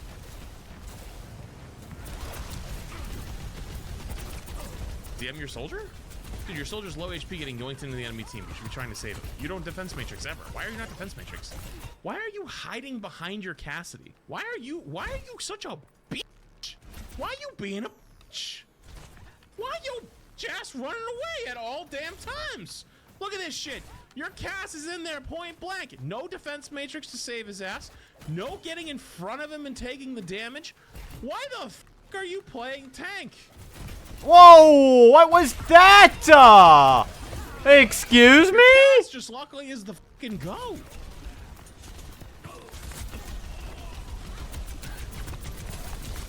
You're feeding. I swear I had 2 zombies who were pushing me right there.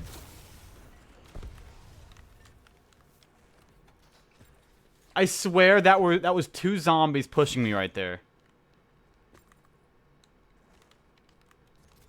Dang.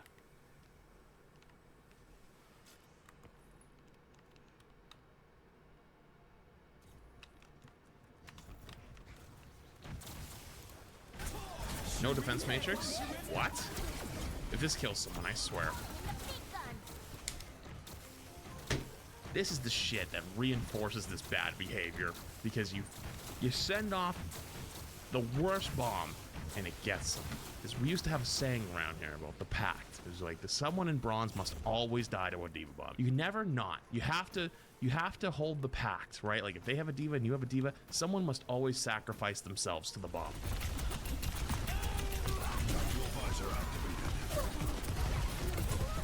What is this mechanics? Dude, that queen was... You want to see the queen's health bar? I'll show you this queen's health bar. We'll see their POV. Dude, you are literally terrified of your own damn shadow. This queen is 100 health, sub 100 health, pops shout, right? And just leaves. You did literally, I think, 60 damage, maybe, overall, the entire interaction. So you got another kill right there. Another one you got credit for. I don't know why you're shooting at the sky like... Okay. Do you think there's like a Sombra? What's happening here? What are you looking at? Like, yeah, I'll scare him out. Even up close. Why are you on the platform? Drop! What, dude, why are you so scared? Like, yeah, the little pedal play and put you up top, yeah, that's one thing, but like, why do you stay up here? You actually didn't do like almost any damage to that Life Weaver. If that was a 1v1, I think they could have beat you potentially.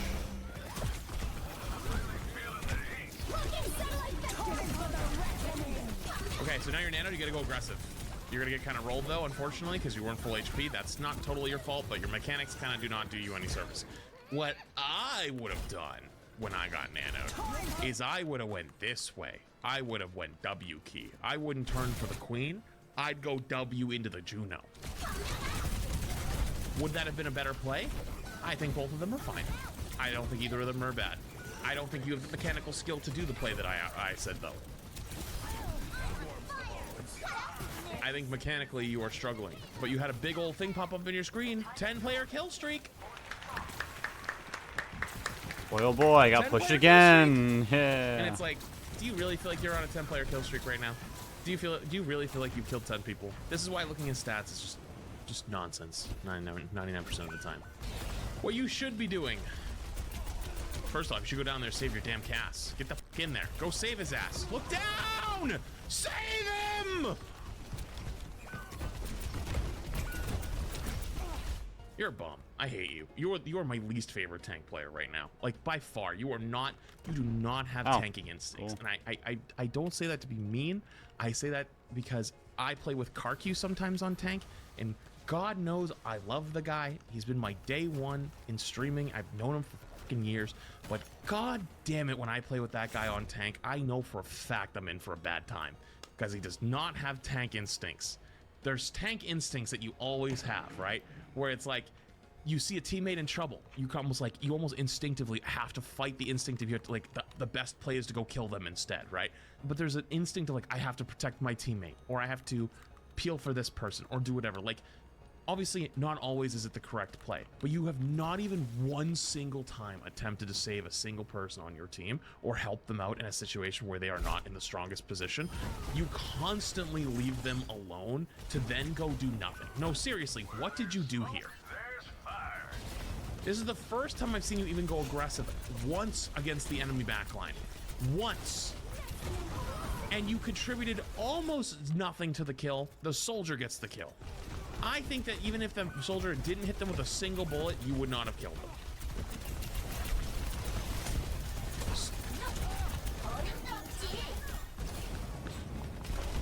I don't like that.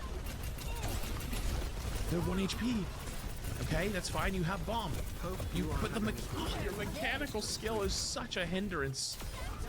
I hate it here so fucking much. I thought that was gonna kill 3. I'm glad it only killed 2. But your mechanical skill is such a hindrance to your gameplay right now, and I think it's why you don't play as aggressive. Now, I'm not saying you should go in there, even though the Widow's, sorry, Widow, the Mercy's 1 HP, because it's just too risky. This is where you do this. Yep, this is actually the right play. This is the right play right now. Yep. Yep, now the Soldier's gonna be the right play. Ready? Drop down, get healed back up. Actually, Mercy's 1. Nice. Freebie on the way by. Go help with the Mei. Go help with the Mei. Go help with the Mei. Why do you sit there and wait? Like, I don't get it. Like, you're just waiting for maybe the sniper Mei. But, like, if they got healed a single time, you don't get the kill. Wow, things are gifted. What is this mechanics, brother? Like, I'm begging you. I need you to show a little athleticism here or something. Like, you just fly by them and get lost. Why not chase? Why not walk? Why do you fly 1 second and then stop? Okay, go back to the Juno ult. That's good. That's good. Go back to the Juno ult. That's good. That's good. Now W. Now W. Now W. Now W. Now W. Now W. That's fine. They W'd into you. That's fine. They W'd into you. Now stop the res. Now stop the res. Now fly over there. You have the reaction time of like a walnut that fell off a truck and got hit by an SUV and is on the side of the road, then got washed away into a ditch. Like, how the fuck is this possible? You gotta go faster. Faster, faster, faster. Okay, now you leave. Now you leave. Now you leave. Now you leave. DM, Defense Matrix? You don't ever Defense Matrix. You know Defense Matrix is the most oppressive ability on D.Va. It's not even close, right? Like, I don't even think I've seen the bar on the side of your screen in the last, like, few minutes. Why do you never Defense Matrix? Ever.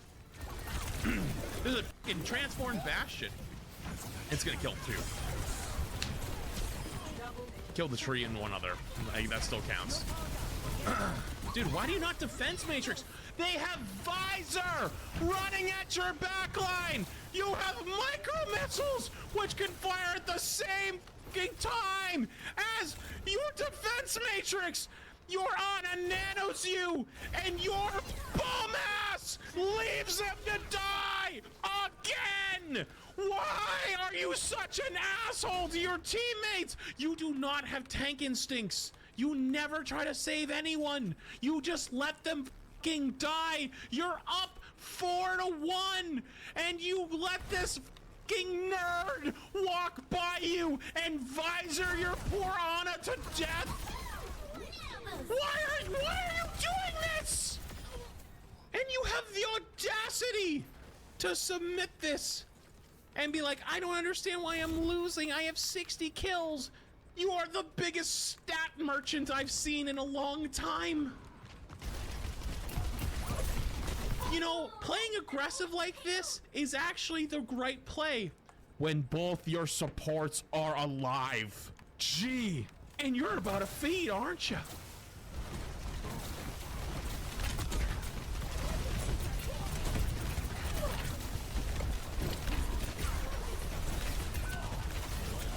Okay, go after somebody. Go after the Soldier. Okay, your carry just died. It's GG.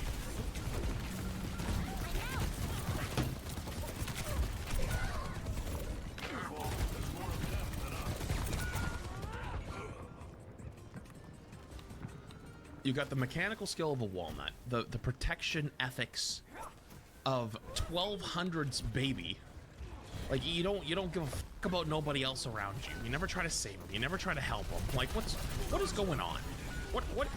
This is everything against what a tank is supposed to do. You don't go in, you don't make space, you don't attempt to get kills, you can't get kills. You don't protect, you don't attack, you just are an ult battery. Nothing gets past me.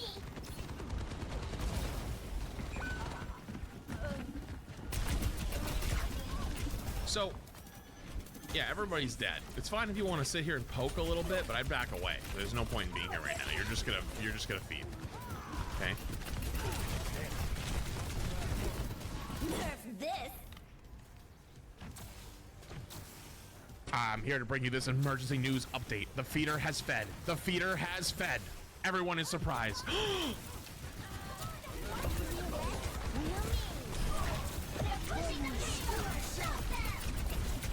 Your Cass is legitimately the hard carry, by the way. The reason why you had 60 plus kills is because your Cass and your Soldier are killing everybody. Please. Please. I'm a single defense matrix. I'm begging. Luckily, your Ana's the GOAT. Honestly, your Ana in your backline might be the... Well, actually, your Juno might not be, but your Soldier, your Cass for sure, and your Ana for sure. The Soldier, I'm still a little bit... Who is this actual legend right here?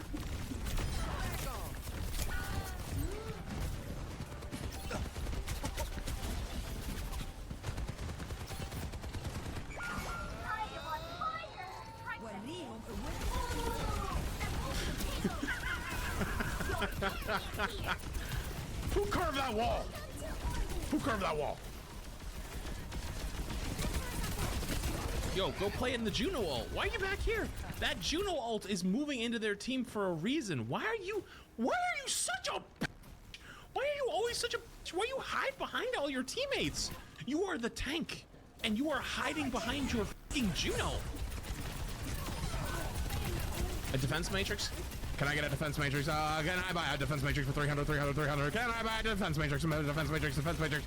I need a defense matrix sometime in the next millennia. Please, can I get a defense matrix? And a defense matrix, anyone? I need a defense matrix at this exact moment. It's gonna kill one, isn't it? Thank God it didn't.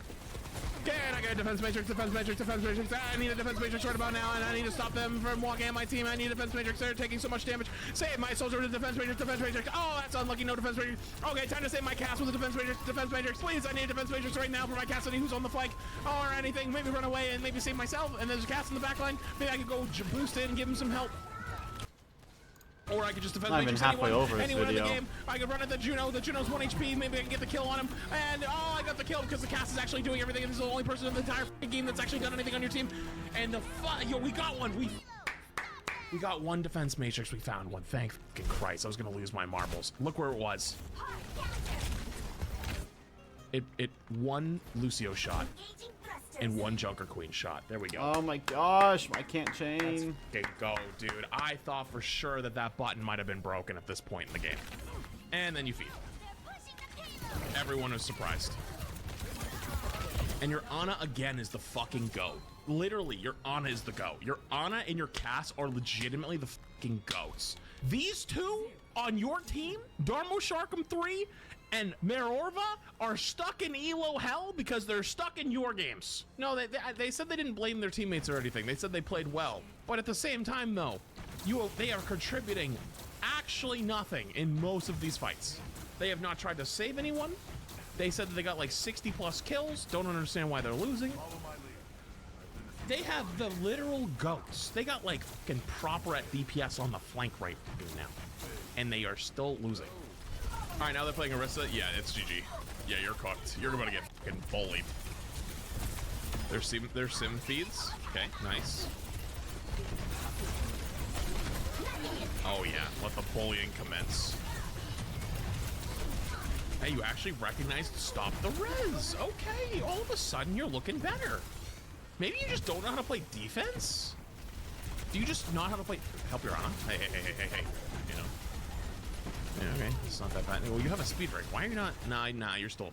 Never mind, you're up 3v5 and you're not pressing W and you have a speed ring. You know what happens when D.Va goes through speed ring? You just Mach 2 fly at them and just delete somebody. You know who's standing right here?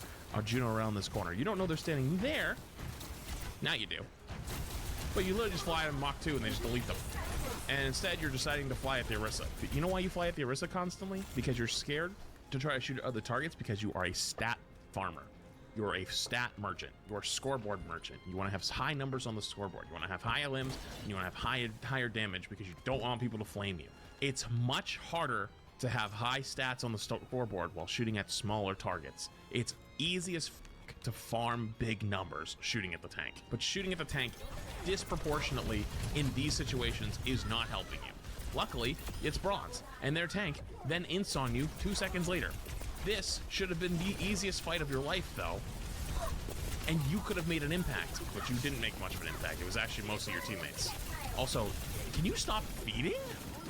Holy f... Dude, you're feeding an entire Thanksgiving dinner. Jesus Christ, brother. What in the f... You just let this person beam you from 700 to 0. I'm not joking. Literally 700 to 0. This is what it looks like when you're not getting help, by the way. I just want you to point that out to yourself. You did not get help from your DPS, the two people who are hard fucking backpacking you this game. And this is what happens. Your Juno's actually trying to save you. This is the first fight you've had in a 1v1, and you got smoked. And guess what? Who saved you at the end? Soldier. Tactical termination. Limbs doesn't matter, brother. Your mechanical skill is horrendous, which is fine. Not everyone is going to have great mechanical skill in video games. That's okay. But you got to make it up for it somewhere else. Whether it's trying to save your teammates, whether it's trying to make plays, whether it's, you know, swapping, whatever you need to do. Whether it's cooldown management, your cooldown management is horrendous. You don't use your defense matrix ever. You use micro missiles when you just start flying at the exact same time. You don't use it when you're actually at a target. You just press both buttons at the exact same time whenever. You have no threat management. You're gonna go for a bomb here. Luckily, it's fucking bronze, and someone always dies to a damn bomb. Why are you not killing the Junkrat? You don't have spatial awareness, threat awareness.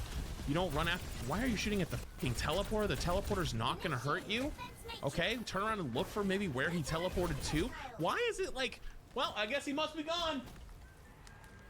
Oh, he's behind me? Nah, not my problem. Why do you do that, dude? Like, what is with that?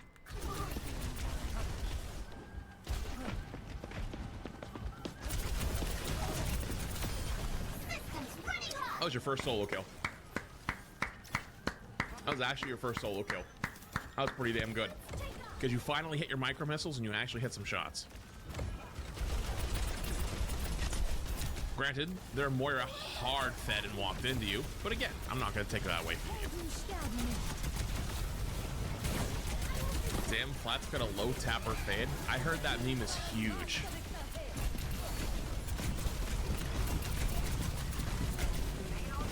Please, please. I'm gonna give you a helpful tip. When you're shooting on D.Va, you can't move as fast. If you stop shooting on D.Va, you can move at normal speed. If you are so inclined that you must feed to get a kill, like you are like itching, I get this fucking kill, man, I gotta get it. Stop shooting for 2 fucking seconds right here, and then walk forward the 2 steps and shoot him. But instead, you turn this whole corner, fucking left clicking, and just instantly die. Now, you could also say, but Flats, why not use Defense Matrix? Chat, I'm convinced that button might be broken. It was on cooldown.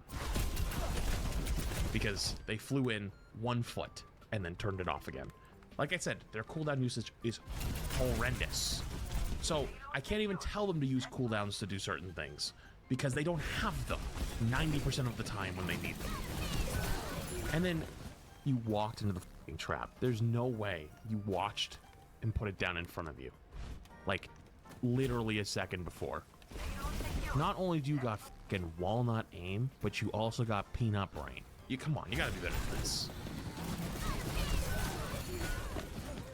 Walnut aim, peanut brain, avocado aim. Dude, this is awful.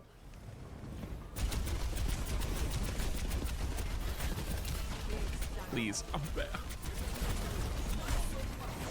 You, like, why do you always fly in like 2 feet and then turn it off? Like, what's the point? Like, if you need to traverse like 3 feet of ground, just walk, just jump. Gravity and W key there would have took you the same fucking distance. You're so scared. Like, I hate to say it, but you are such a bitch. You play like such a. At all times, you're afraid. You're always afraid. Makoa, thank you 18 months. I appreciate it. You're terrified. Don't even try to go grab the Mega on the way by. You can fly past him. You're just eating Junkrat shots to the face. No defense matrix in sight. Finally, you ate 1 when you were 1 HP and then fly away. Now your Ana's chasing you, trying to help you. Your Ana's just the fucking goat and wins the 1v1 with the Moira because the soldier helps a little bit. And then he dies to the Junkrat that you left. Dude, this Ana's in Elo hell, and you're literally fucking America's most wanted right now for keeping that poor guy here.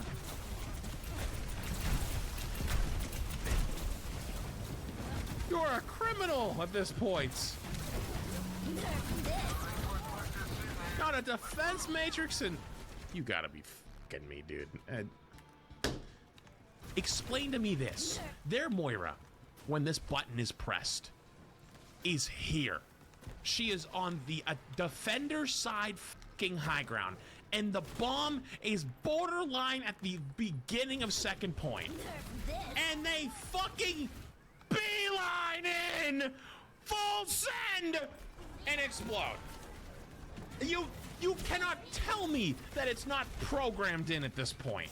You cannot convince me. If I, you did it again. There was not even a threat that time. You flew halfway there and then stopped. Right here. I don't know why you keep doing it. Dude, if I was a conspiracy theorist, Listening to, I'm watching a video from Flats about a bronze player on Overwatch. New record. Help your Moira. Come here, Ana. Dude, you are literally an anti-teammate. Your Ana turns around, sleeps that Orisa. Okay, yes. You are the worst. I fucking hate you. I hate you for this guy. There's no way that the fucking GOAT. You might have actual LeBron James in the back line right now. Last game, Sleeps the I crashed. I shot the wall with the full horde right behind me, and I just crashed. I think it's twice in a row I've died on 185, 186 area.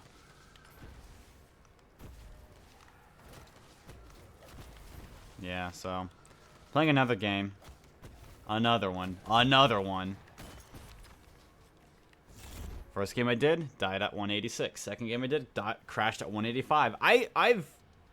That's like 33 hours gone.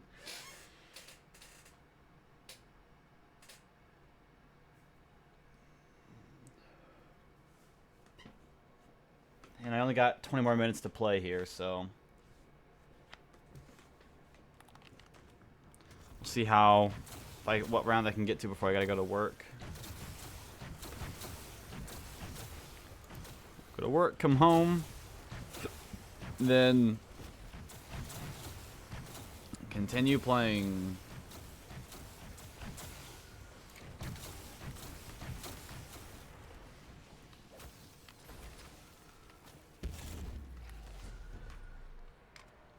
I'll get a game eventually.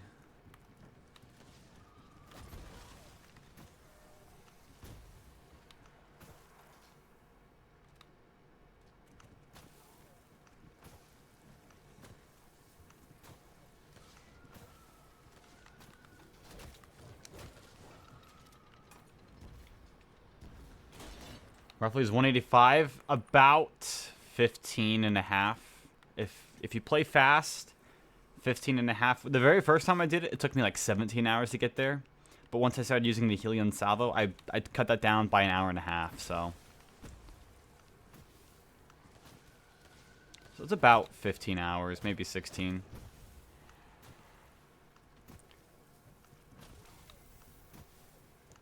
It's really just doing as few ammo trades as physically possible. So the better you can chain snowballs, the further you're gonna, or the faster you'll be overall. So I'm really, my goal is to get a sub 10 hour 163 here.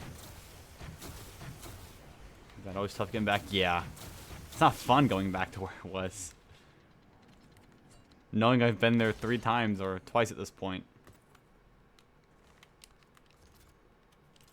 Oh well, I'll cope.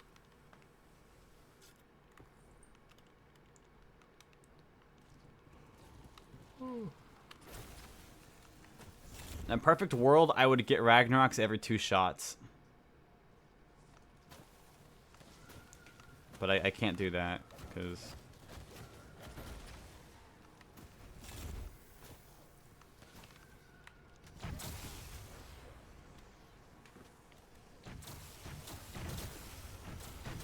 I want to try and hit, I don't know how many hours I want to try and play to today. I'll get to, what, 2.5 before I leave for work here. definitely can't get to 3. That's too late. When I get home, if I start at what, 3:30, 4, 6, I could maybe hit 8 hours in total today. So I'll probably hit 140, probably about 150 by the end, high 40s, 150 by the end of the day.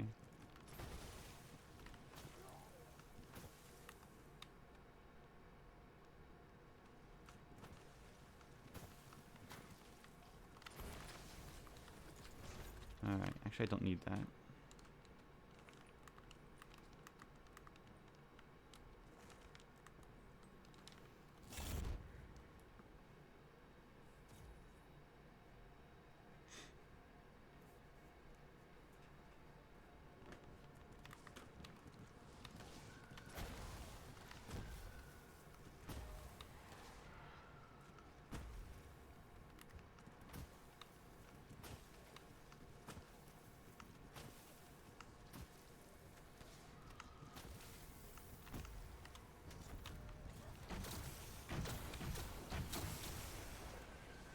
Getting divorced over Yu-Gi-Oh?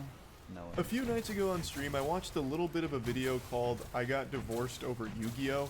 And I went into it, you know, like lollipop and spinny hat, thinking it was going to be like good, silly fun. Like I thought it was like an exaggeratory title where he was telling a story about how his wife walked in like Seto Kaiba and ripped his blue eyes, and then he said, "Enough is enough. We'll play a shadow game to decide the fate of our marriage." Okay. And then they divorced or something. But the reality is, it's a very honest and open look at an unhealthy relationship, and it's one that I went back and finished the video for and have been thinking about Okay. since. So in a Thank nutshell, you. this guy had Thank a YouTube channel that you, was dedicated to zombies. Yu-Gi-Oh! Okay, and he we're was just- actually paying his we're going down bills here, through the actually. content.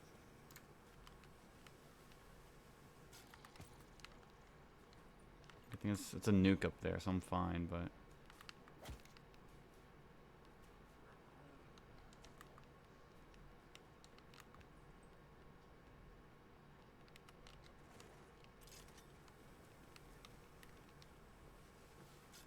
I think it's when an electric zombie despawns while on the zip line is when it starts pushing around.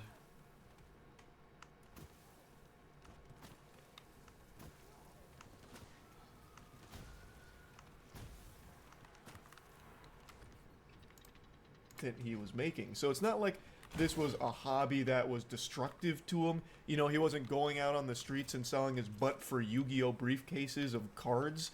Like, he was making a living through Yu-Gi-Oh! And his YouTube channel, but his wife didn't really like it. She didn't have any respect for it, and it basically boiled down to he married like his #1 hater. And she eventually wore him down enough to the point where he did abandon the hobby and his YouTube channel because she just thought it was kind of cringe, I guess. Like, I'm not saying in every healthy relationship your partner has to, you know, get into whatever hobby you're into, but at the very least, the bare minimum is being understanding and supportive of it. Like, I'm not saying she had to go out there and get a tier 0 deck or learn how to pendulum summon so she could start banishing assholes to the Shadow Realm, but maybe don't be constantly spitting and shitting on your husband for something that he's clearly passionate about and something that is actively making him money. I got divorced over Yu-Gi-Oh! I need to say this. Let me just say it straight out the way.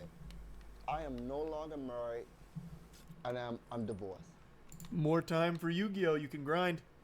YCS pretty soon, I think. Can't remember when the next YCS is. But you got so much time now.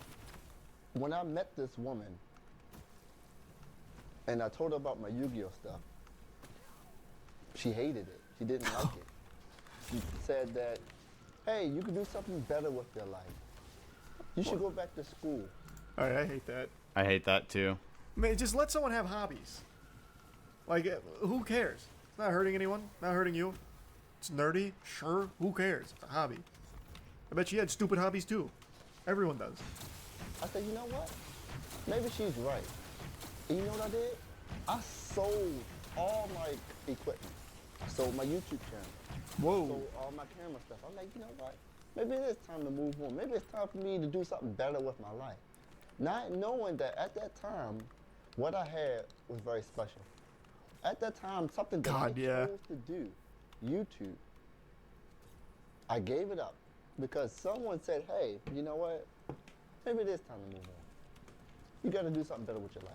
There are times where someone's hobby is detrimental to them, whether it's financially draining or mentally draining. Like, that is a problem, and that's where you'd come in and say, like, hey, maybe it's time we look for something else, try a different path, and move on to something else. But that's not the case here.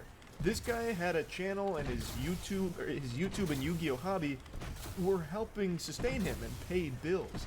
So her coming in there, fee-fi-fo-fumming around, marching up to him, saying, like, you gotta move on, makes no fucking sense. Like, that's so stupid.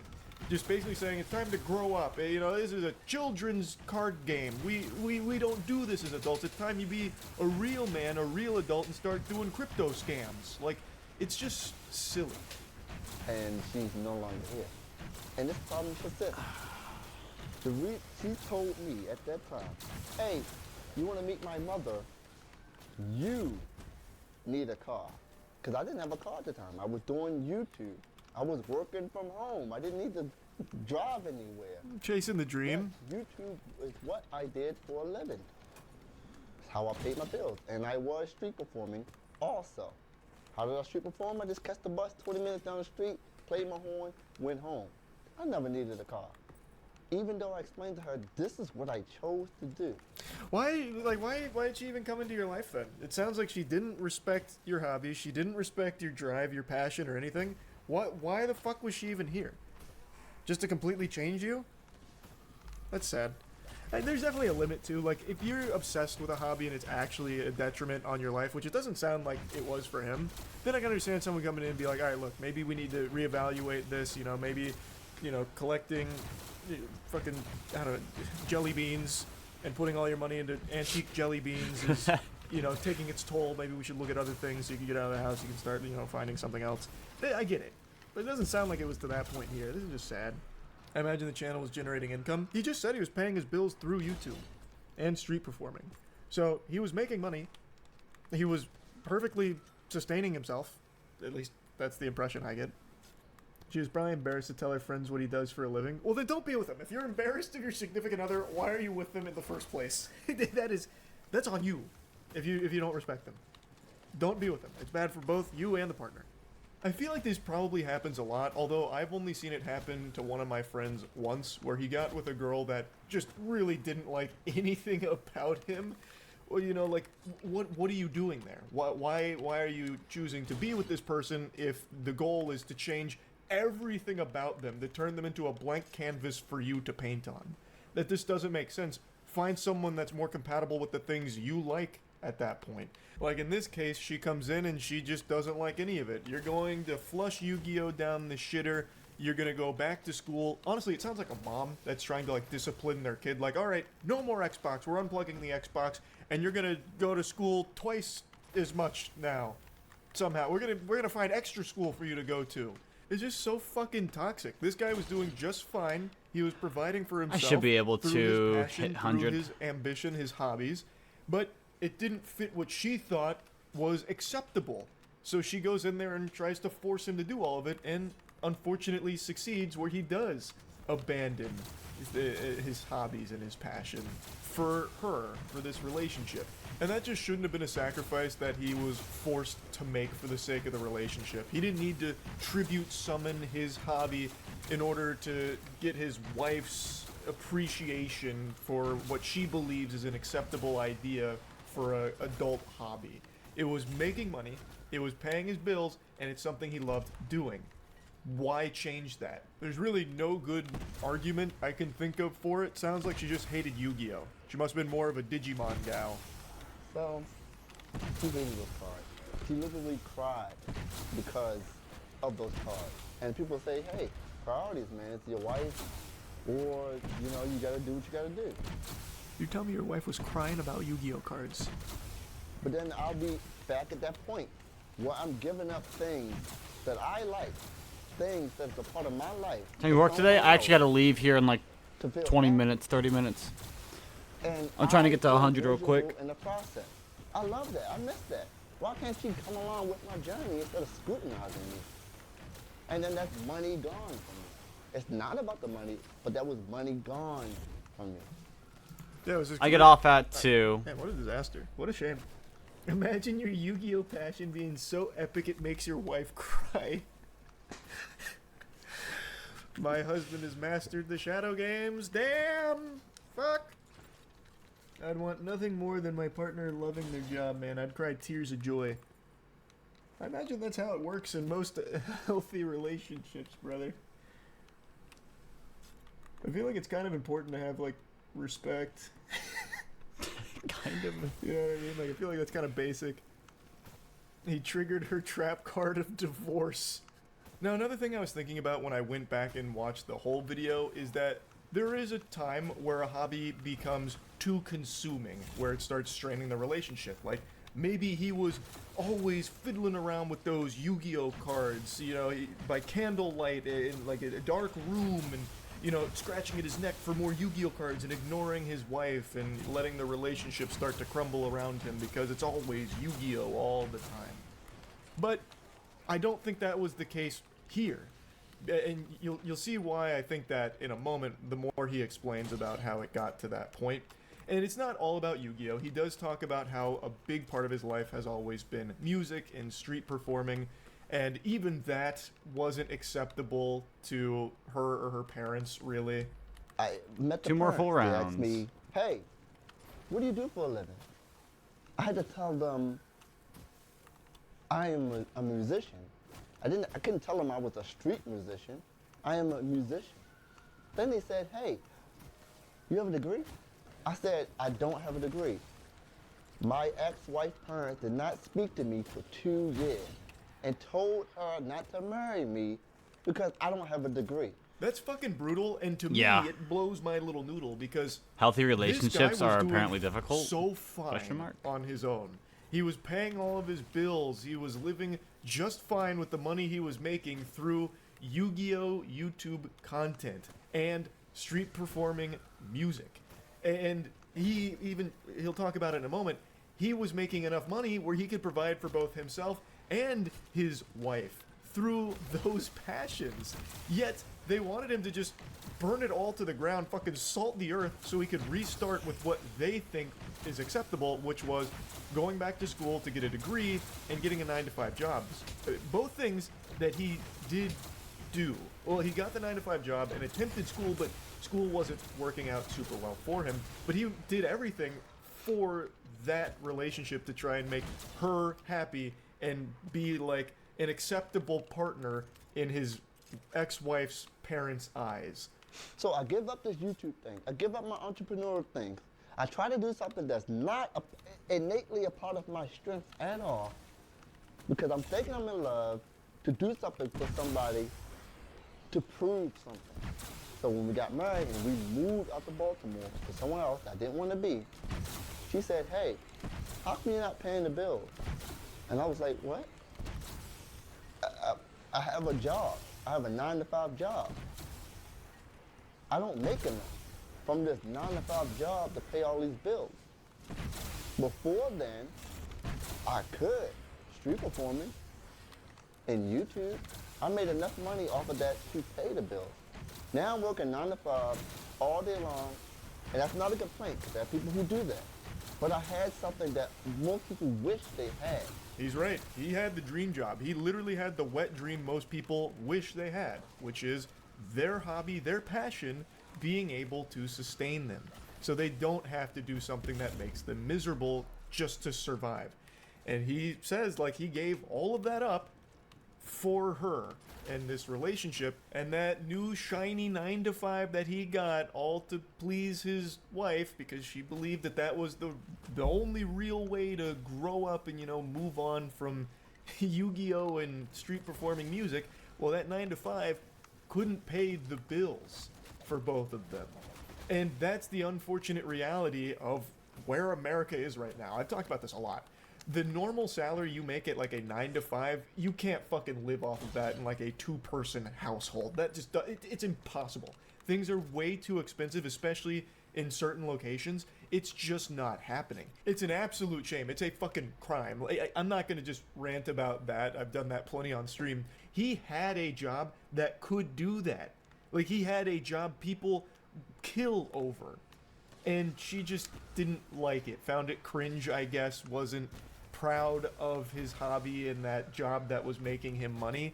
So forced is the wrong word, because he mentions as well, he made the choice. He ultimately chose to get rid of all of that for her, but she was pushing him to do it, and now he's miserable with this 9 to 5, and she's not happy because that 9 to 5 isn't able to pay all of the bills.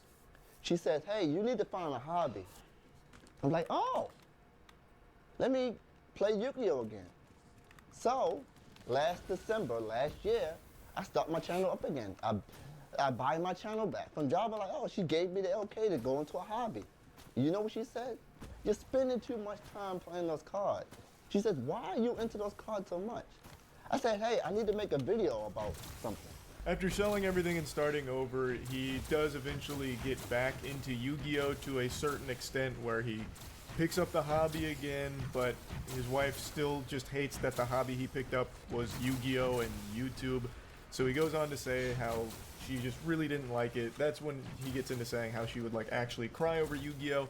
And that's where I was saying, like, if it was completely consuming his whole life, where he was ignoring her and everything in the relationship was starting to just dwindle because he was too preoccupied with Yu-Gi-Oh!, I'd understand it.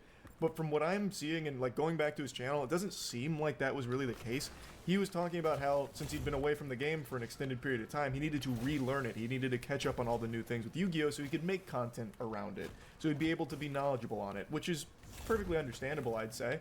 And it doesn't seem like he took it to an excessive degree. It's his passion, it's his hobby, it's what he wanted to do, and it's what he was doing, so he wanted to get back to it. I'm gonna finish this round real just quick. how much of a gift I have being enough able to time. do that and make money off of it was, and he wanted that back. So he was getting back into the hobby. She still really hated it. One thing led to another, and now they're no longer together. And it seems like the big reason is because of Yu-Gi-Oh! The deeper issue is that she had absolutely no respect for his passion, and she wasn't supportive and seemed like was embarrassed of him. So it's two people that should have never been together in the first place. He gave up everything he loved to try and make her happy, but she was never really happy with the man that he actually is. So it's just very incompatible, and they tried to make it work, and it didn't work. Crazy. Oh, no.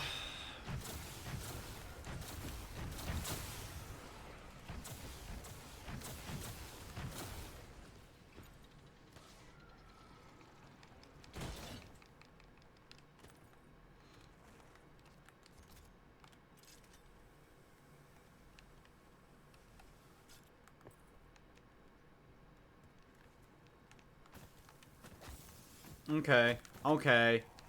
Nope.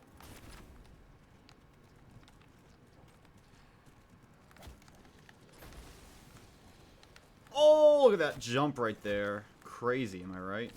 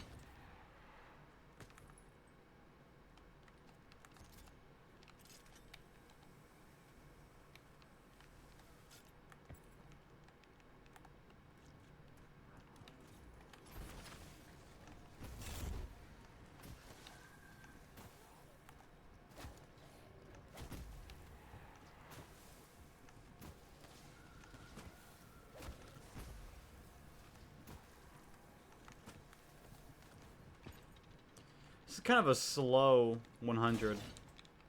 It's like 10 minutes slower than normal.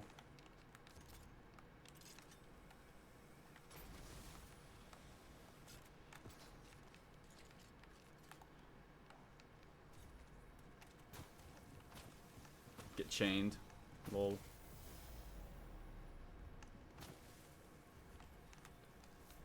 Alright, 241.20. I'm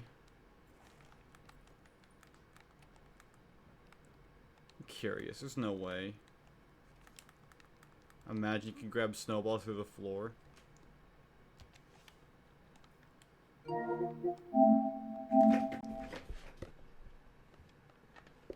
Be crazy, man.